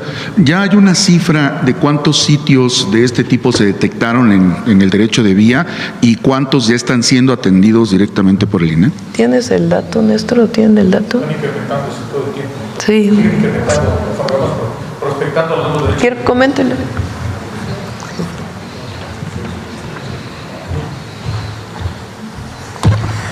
Gracias, con permiso. Hablábamos de que tenemos en el tramo son 226 kilómetros, de los cuales son 119 kilómetros en un derecho de vía ya impactado. Pero también tenemos 100 kilómetros de nuevo trazo. En ese nuevo trazo hay que realizar, además de los estudios ambientales, una campaña de prospección y rescate arqueológico. ¿Qué es lo que está sucediendo? Por eso, cuando vamos a hacer vía nueva, nos topamos, como lo mencionó la Presidenta, en la zona de Tula, en un acantilado, unos petrograbados. La primera intención nuestra es, ya tenemos el trazo, pues bueno, retiremos esas piedras y llevemos a un lugar donde podamos exhibirlas. Fue el propio titular del INAH, el maestro Omar, con su equipo, y dictaminaron que no era posible. Entonces nosotros informamos de un nuevo ajuste de trazo, que son 8 kilómetros para salvar 70 metros. Imagínense, para salvar 70 metros de esa zona de petrograbados, tenemos que desviar la vía 4 kilómetros antes y 4 kilómetros después. No impacta tanto presupuestalmente, ya lo vimos, ya lo hicimos y conciliamos. Ahora seguimos prospectando. En ese nuevo derecho de vía que nos vienen liberando nuestros compañeros, adelante de nosotros van los arqueólogos. Y dicho sea de paso, el proyecto permite rescatar la historia y los antecedentes de estos lugares. Tula es un lugar de una población azteca. De hecho, ayer estábamos con los arqueólogos en esa zona, precisamente pasando Tula, en la zona del río, donde converge el circuito exterior, el circuito mexiquense. Ahí vamos a cruzar con un viaducto de 3 kilómetros. Venimos prospectando la zona de cimentación y los compañeros de línea ahorita en estos momentos están rescatando restos óseos que van, rescatan, los recuperan, los estudian. Con el proyecto, con la misma financiamiento del proyecto, ellos vienen recuperando nuestro pasado histórico. ¿Cuántos van a ser? No lo sabemos. En la medida que se van liberando terrenos, entra el equipo de vanguardia de ellos y va prospectando y nos va liberando el terreno para poder nosotros meter la maquinaria. Entonces se lleva pleno respeto. ¿Y cuántos van a aparecer? Los que tengan que aparecer se rescatarán, se exhibirán, y si es algo muy importante posiblemente modificaremos el trazo, pero se trabaja de manera coordinada, que es lo más importante.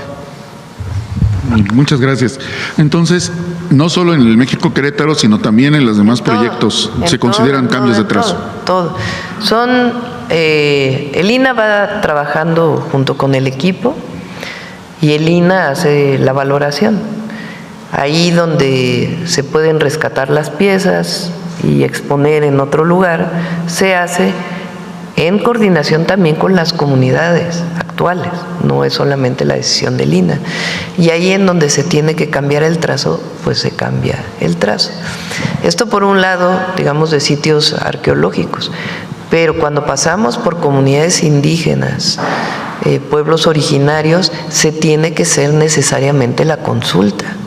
Ahí entra el Instituto Nacional de Pueblos Indígenas, se hace la consulta indígena y ahí muchas veces se piden muchas cosas para poder hacer de este proyecto no solo un proyecto de movilidad, quien se mueve de la Ciudad de México a Querétaro, sino un proyecto que corresponde a nuestra visión, que es un proyecto de justicia social y que todas las comunidades que viven alrededor del tren pues puedan ser beneficiadas, que no les afecte, sino al revés, que tengan beneficios.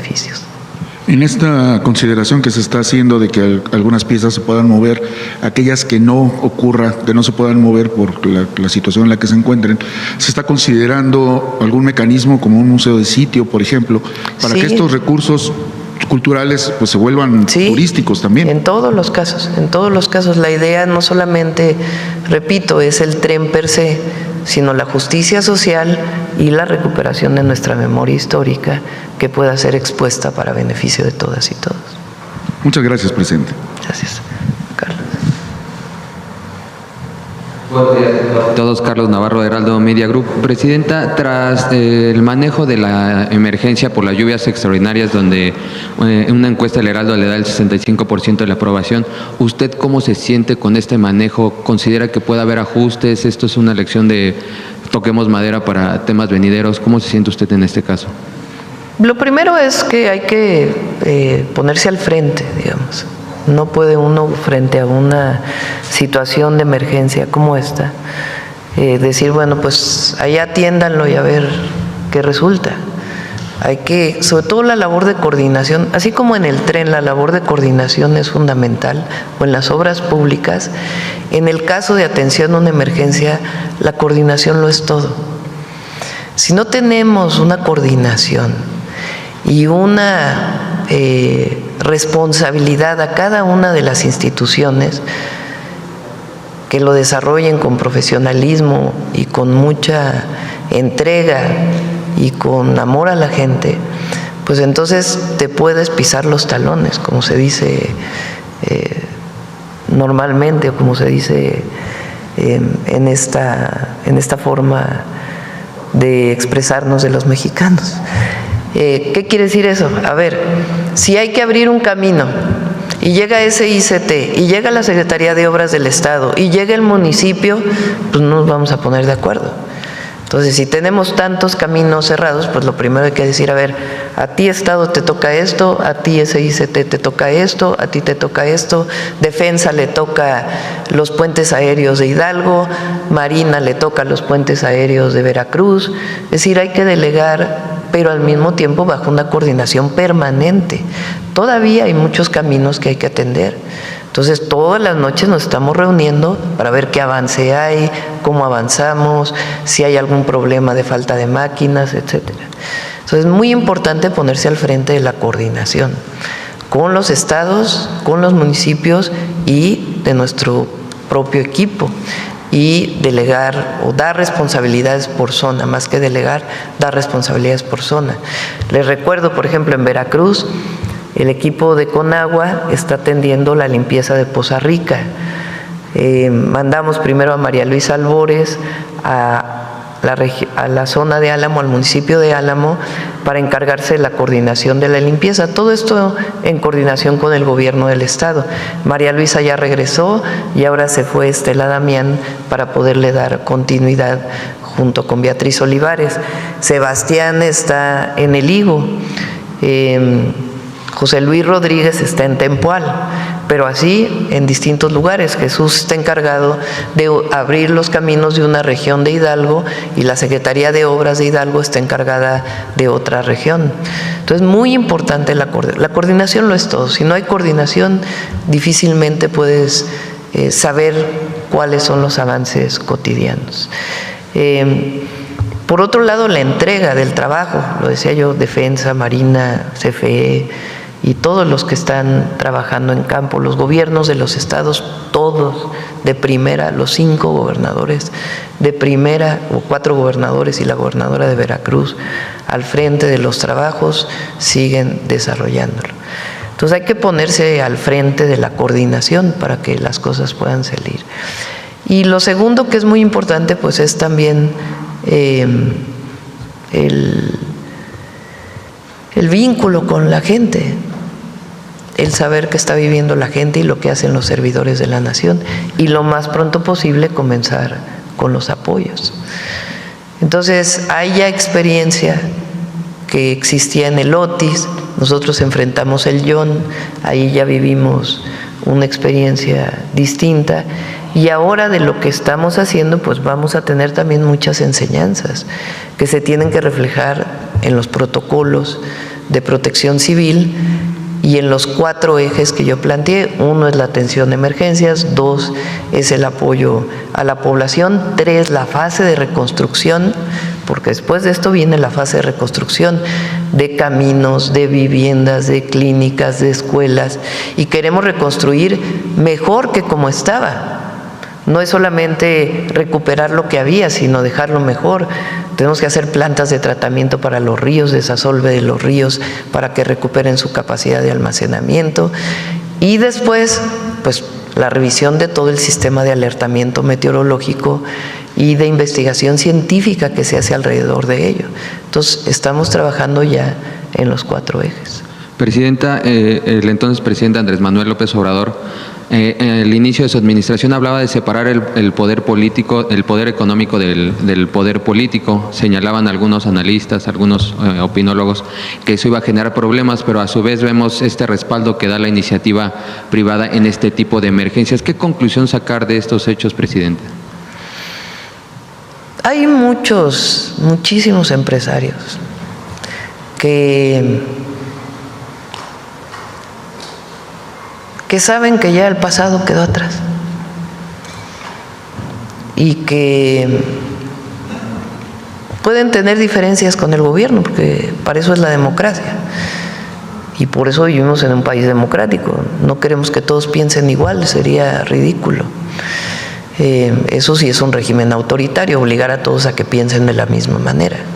No, aquí hay debate político y hay participación y se puede disentir, pero nuestra máxima, que es por el bien de todos, primero los pobres, es en efecto por el bien de todos. Y esa visión la tienen hoy muchos empresarios que pagan sus impuestos, que saben que hay que colaborar. Y en situaciones como estas, muchos colaboran, muchos otros no, también. Pero la gran mayoría ayuda de manera desinteresada. Desde despensas ponen sus máquinas y el apoyo que tienen que dar. Ahora, la capacidad del Estado es insustituible, insustituible.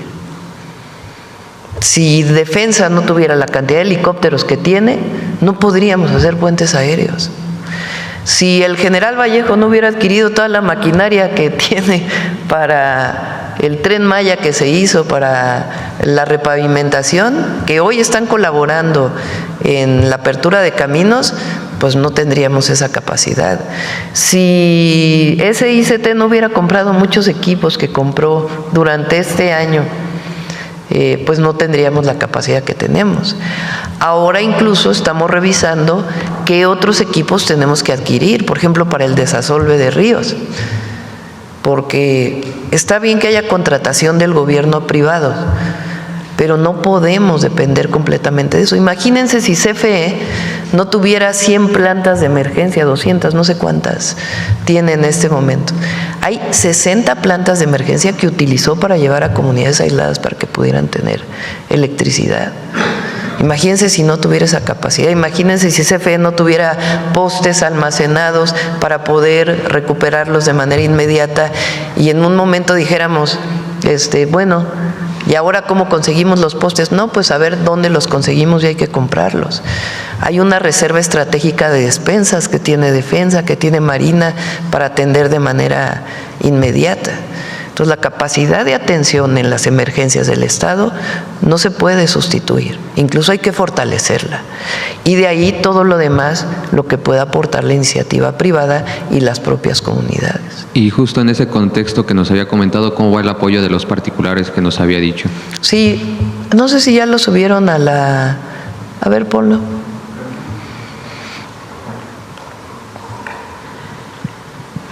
Al micrositio.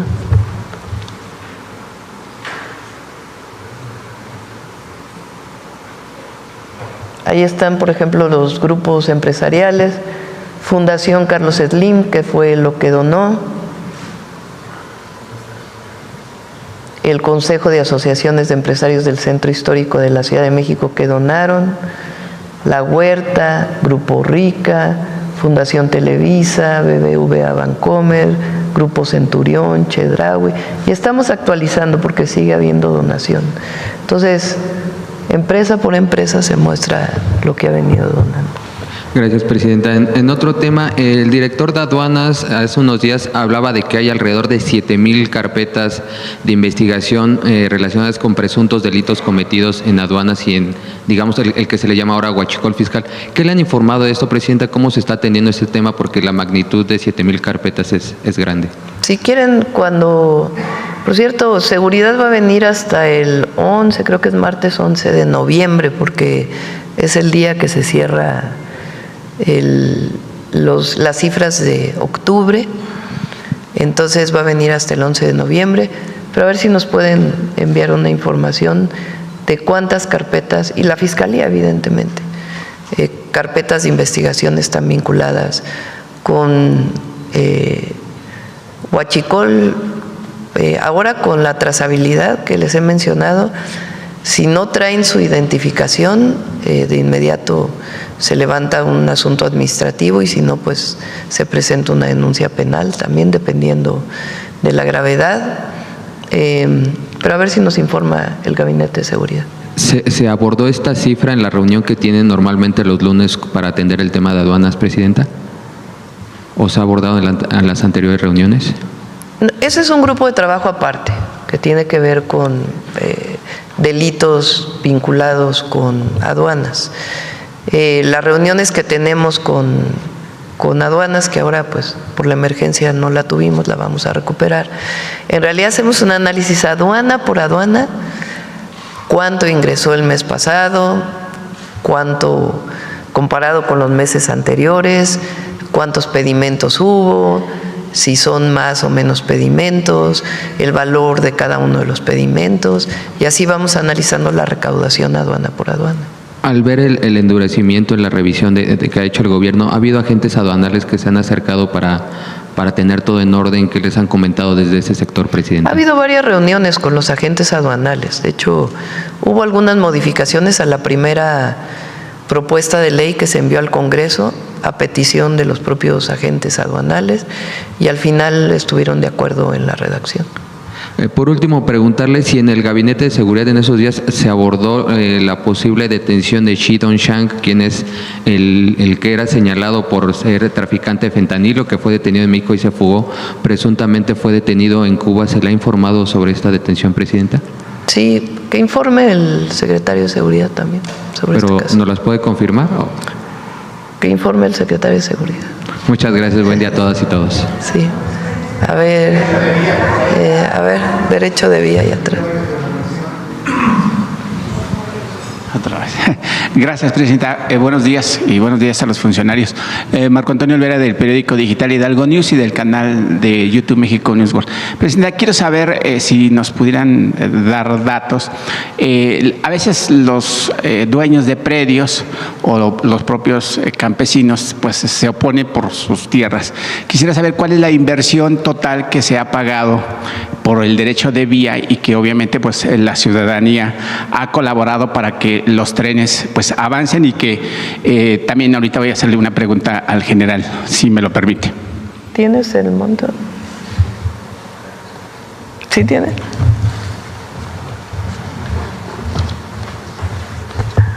Hasta el día de hoy se han pagado 5,000 millones de pesos, tanto a pequeños propietarios como a ejidatarios, pero este dato se mueve incluso en el mismo día en función de los resultados y los acuerdos. Ok, y obviamente los dueños de los predios, como lo dijeron hace rato, reciben de manera directa para que no haya la pérdida de su dinero y ese tipo de cosas, ¿no? Sí, así es. Sí, así es. Por un tema de seguridad de las personas, no detallo el mecanismo, pero se hace eso una vez que se llega al acuerdo del precio, se establece ese mecanismo y ellos directamente van a cobrarlo. Ok, muchas gracias. Presidenta, y si me permite... Como lo explicó Edna, para evitar especulaciones o alguna subjetividad de quien realiza el trabajo de consenso con las comunidades, necesariamente participa Indavin. Ellos hacen avalúos de cuánto vale el metro cuadrado y no se puede pagar más de lo que establece el Indavin. ¿Sí? Sí, Presidenta, si me permite una pregunta para el general Vallejo. Estamos haciendo un estudio en Hidalgo News sobre que va a reducir la inseguridad con respecto a la construcción de los trenes, porque obviamente pues ya no van a estar en los autobuses o en los microbuses y eso reducirá, según esto, hasta en un 20% la inseguridad de los ciudadanos que estén utilizando los trenes. No sé si ustedes están viendo esa reducción también de inseguridad por la construcción de los trenes, además de la ventaja que tendrá el país al pues construir estos trenes, que traerá una explosión económica importante, además de ahorita de la construcción con empleos directos e indirectos. ¿Quieren comentar? Es decir, el tren es mucho más seguro, claro, en muchos sentidos.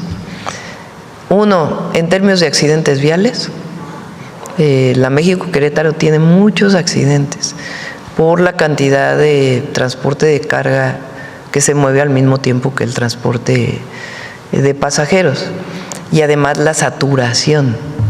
Entonces, esta medida tiene el objetivo de que la mayor parte de las personas que hoy usan su automóvil, o sea, incentivar a las personas, darles la oportunidad para que en vez de utilizar su automóvil, pues se suban al tren y lleguen a la Ciudad de México. Sea en el recorrido largo o en los recorridos cortos. En el México-Querétaro pues es evidente. Eso ya representa una seguridad en términos de evitar accidentes y seguridad pues para las familias, para la persona que lo hace.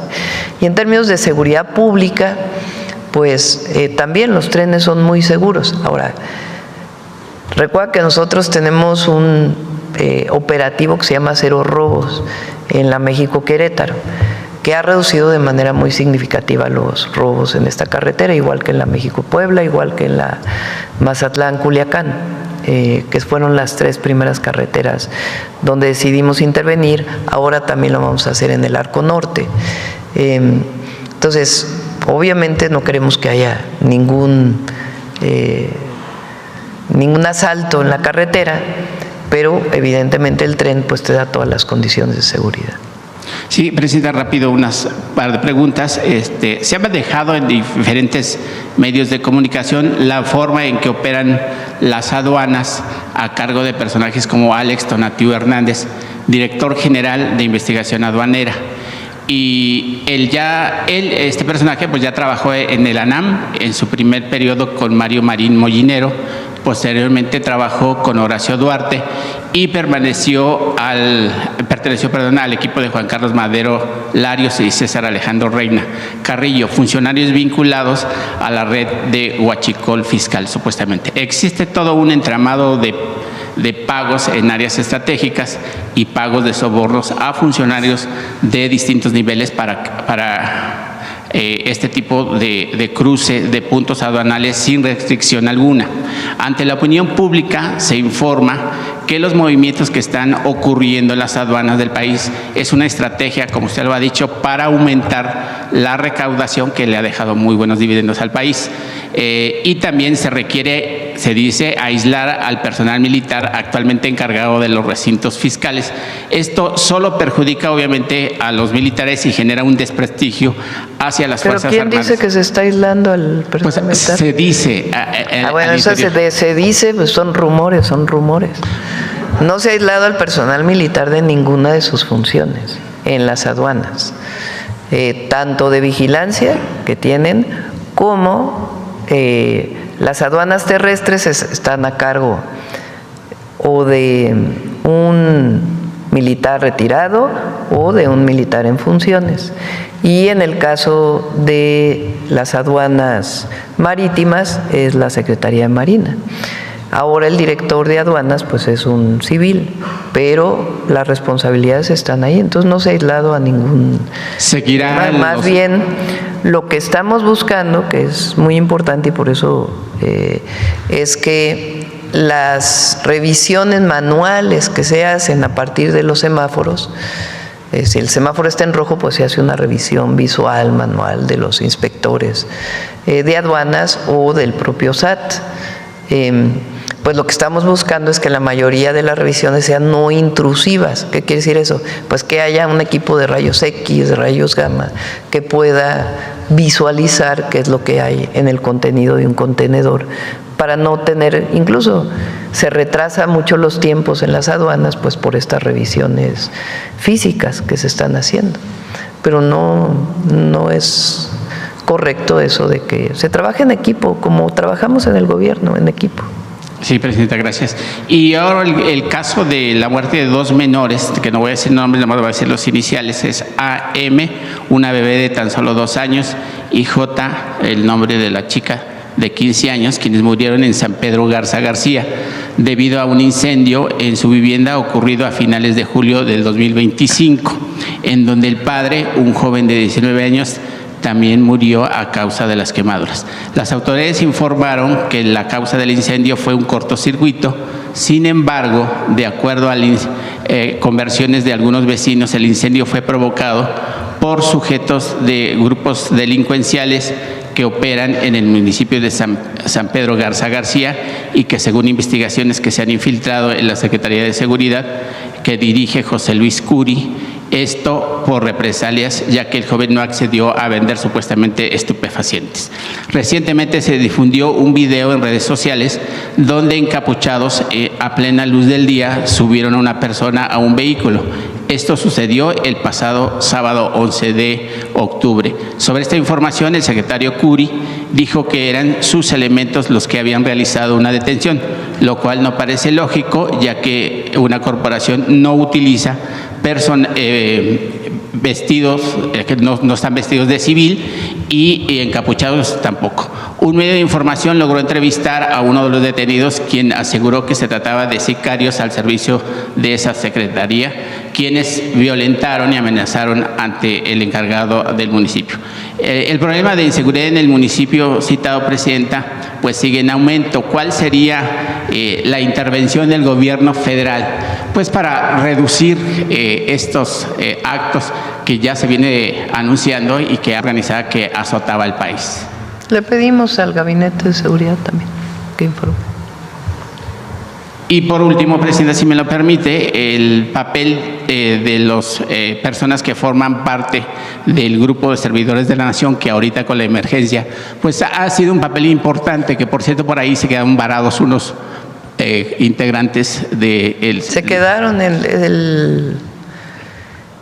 que ¿Qué día fue que la lluvia en Hidalgo? Hace dos Hace noches. 2 días. Ajá. Llovió muy fuerte justo en la zona y se quedaron en una localidad. La gente los recibió, los resguardó en sus casas, pero ya están en una de las localidades más grandes y se les dio la oportunidad pues que regresaran a sus casas si así lo decidían o que siguieran trabajando. Y sobre ese tema, presidente, los servidores de la Nación, pues en días recientes, la delegada regional del Bienestar en Puebla, Anayeli López Hernández, fue detenida con armas exclusivas del Ejército y con supuestas dosis de estupefacientes. Quisiéramos saber si es cierto o se ha rumorado, cuál es la posición de la delegada. Es falso. Ok, muchas gracias, presidenta. Gracias.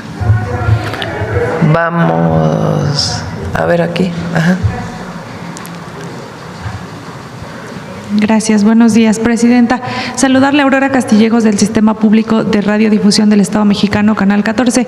Preguntarle, presidenta, primero, ¿qué papel juegan estos proyectos férreos para impulsar la competitividad del país y también para impulsar el Plan México? Pues muy importantes. El transporte de carga y el transporte de pasajeros por tren es algo que está ocurriendo en todo el mundo. Digamos, la orientación. Hay países que mantuvieron sus trenes. Toda Europa mantuvo sus trenes. Los países, Japón, por ejemplo, pues tiene un desarrollo de trenes impresionante. Países asiáticos, China hoy pues está desarrollando muchísimo sus trenes como medio de transporte, tanto de carga como de pasajeros.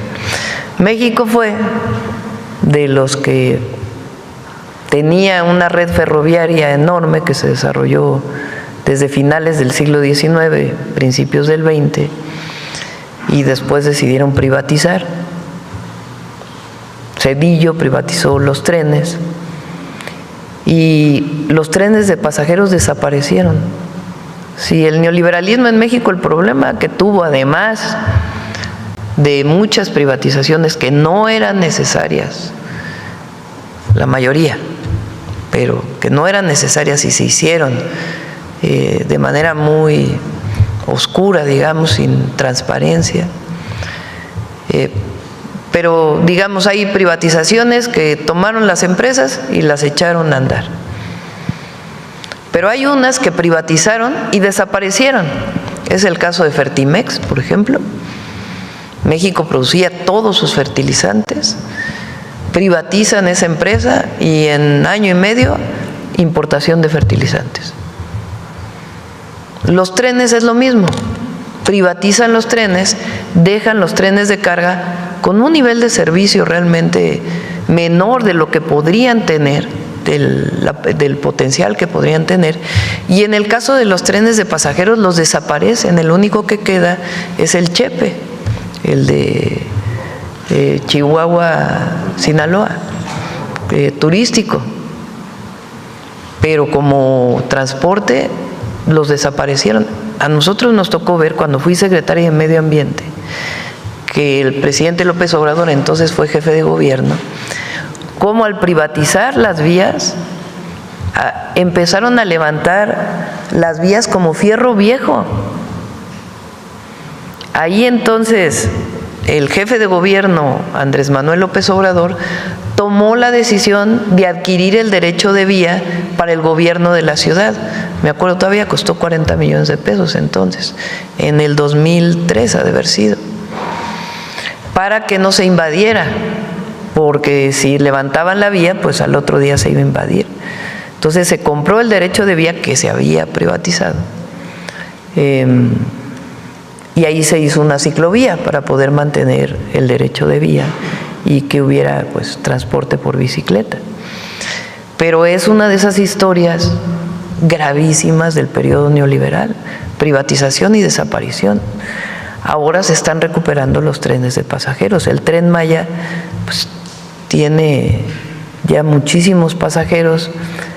Ya vamos a invitar al general Águila y a todo el equipo para que muestren cómo está funcionando.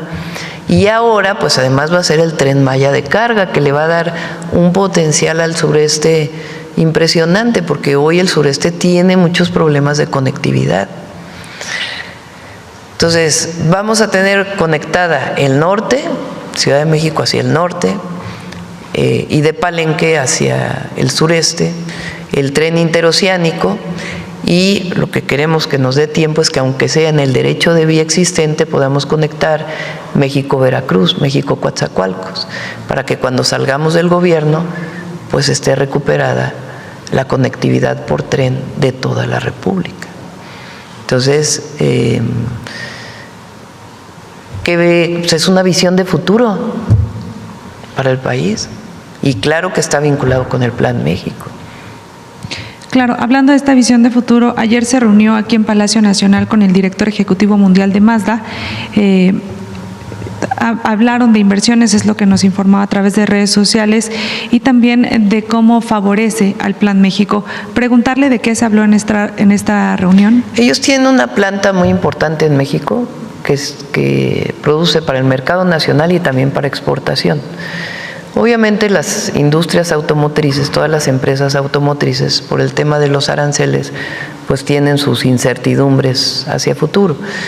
Él planteó que la planta en México va a continuar, lo cual nos da muchísimo gusto, y quería ver nuestra visión de cómo se iba hacia adelante con el tema del tratado comercial y qué es lo que estábamos pensando, por ejemplo, en la regulación ambiental para los vehículos, qué tanto pensamos que se puede incorporar los vehículos eléctricos en nuestro país.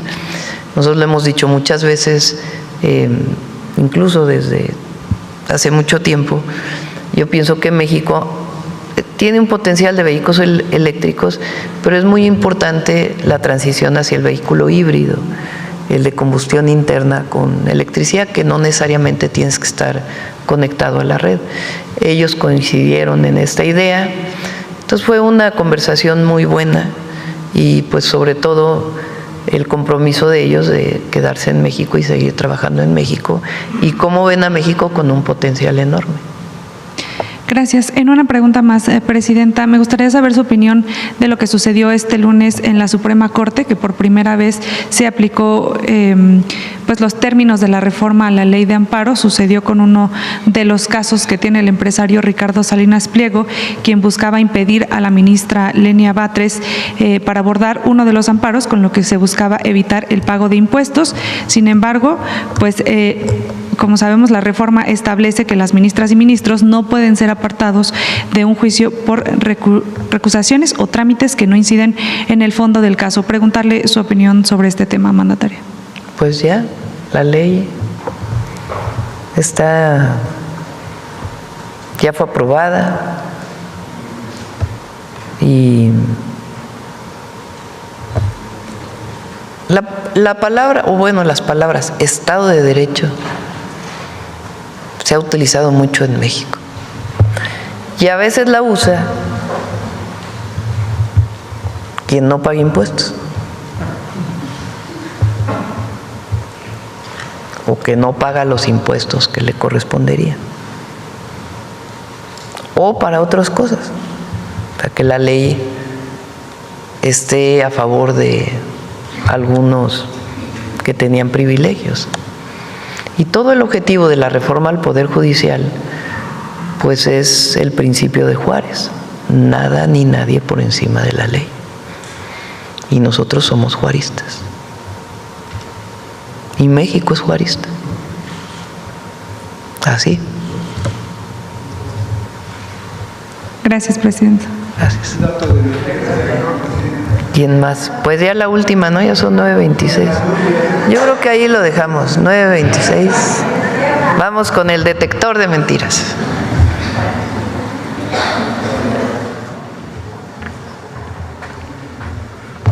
Con su permiso, Presidenta, buenos días a todas y todos. Como ha ocurrido con distintas reformas propuestas por el actual gobierno, la iniciativa de reforma al Código Fiscal de la Federación ha sido blanco de mentiras y tergiversaciones por parte de comentaristas y medios de comunicación dedicados a difundir falsedades. Esta semana, las mentiras sobre la atención que el Gobierno de México ha dado a las familias afectadas por las lluvias extraordinarias en Hidalgo, Puebla, Querétaro, San Luis Potosí y Veracruz enlodaron la información de algunos medios de comunicación y redes sociales. Por otro lado, diferentes creadores de contenido han hecho de TikTok un bastión para campañas de desinformación. Por eso hoy incluimos una sección dedicada a esta plataforma. Veamos el video del detector de mentiras.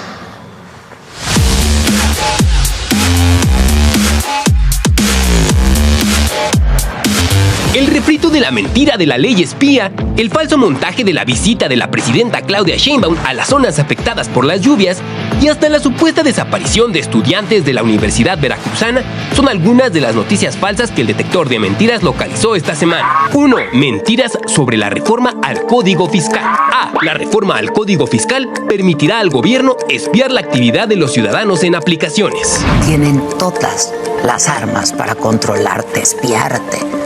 También a ti, ¿eh? Y lo peor de todo es que no necesitan preguntarle a nadie, no necesitan simular nada. Ya saben quién eres, qué haces, qué sientes, qué hueles y qué ves.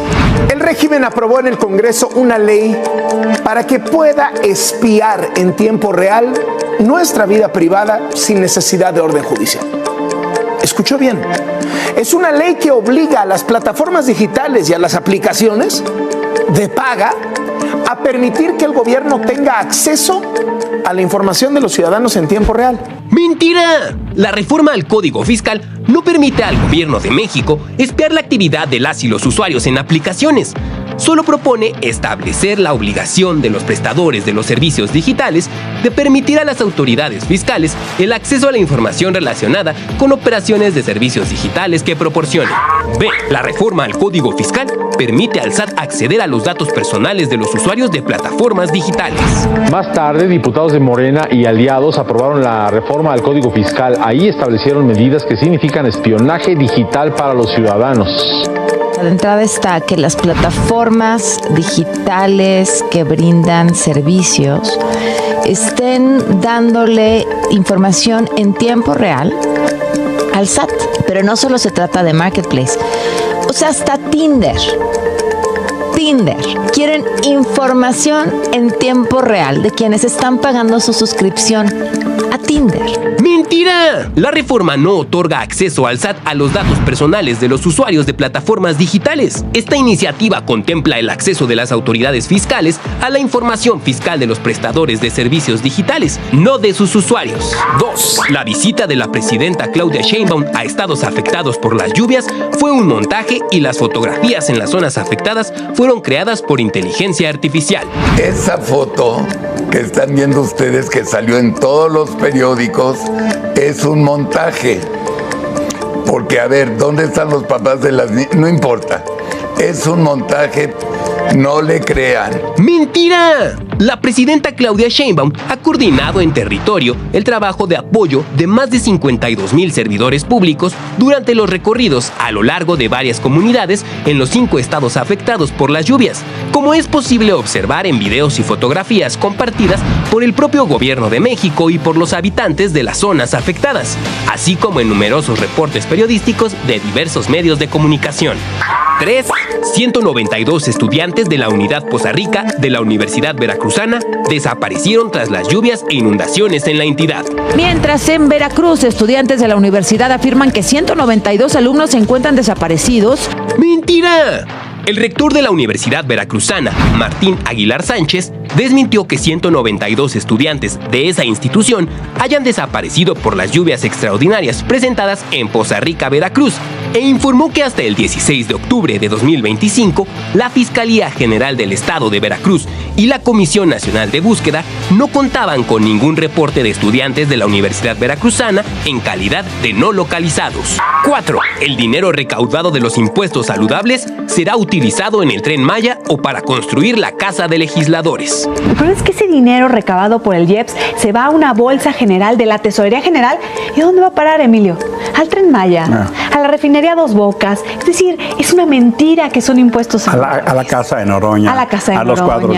¡Mentira! El propósito principal de los impuestos saludables es cambiar los patrones de consumo de la población para combatir la crisis de salud en México por enfermedades como la obesidad o la diabetes. Lo recaudado por el aumento del IEPS a bebidas azucaradas será invertido para fortalecer el sistema de salud y abatir las consecuencias originadas por su consumo. De TikTok de mentiras. La presidenta Claudia Sheinbaum pidió 6 años de prisión a cualquiera que haga memes sobre políticos. ¡Mentira! La presidenta Claudia Sheinbaum no ha presentado ninguna iniciativa de ley ante el Congreso para la regulación de la generación de memes de políticos. También han circulado videos falsos de supuestas mujeres detenidas por publicar memes en contra de la presidenta, pero fueron generados con inteligencia artificial. En ellos es posible observar la marca de agua de la herramienta Sora, utilizada para generar contenido con esta tecnología.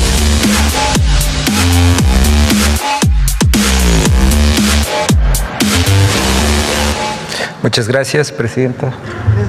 Hasta luego.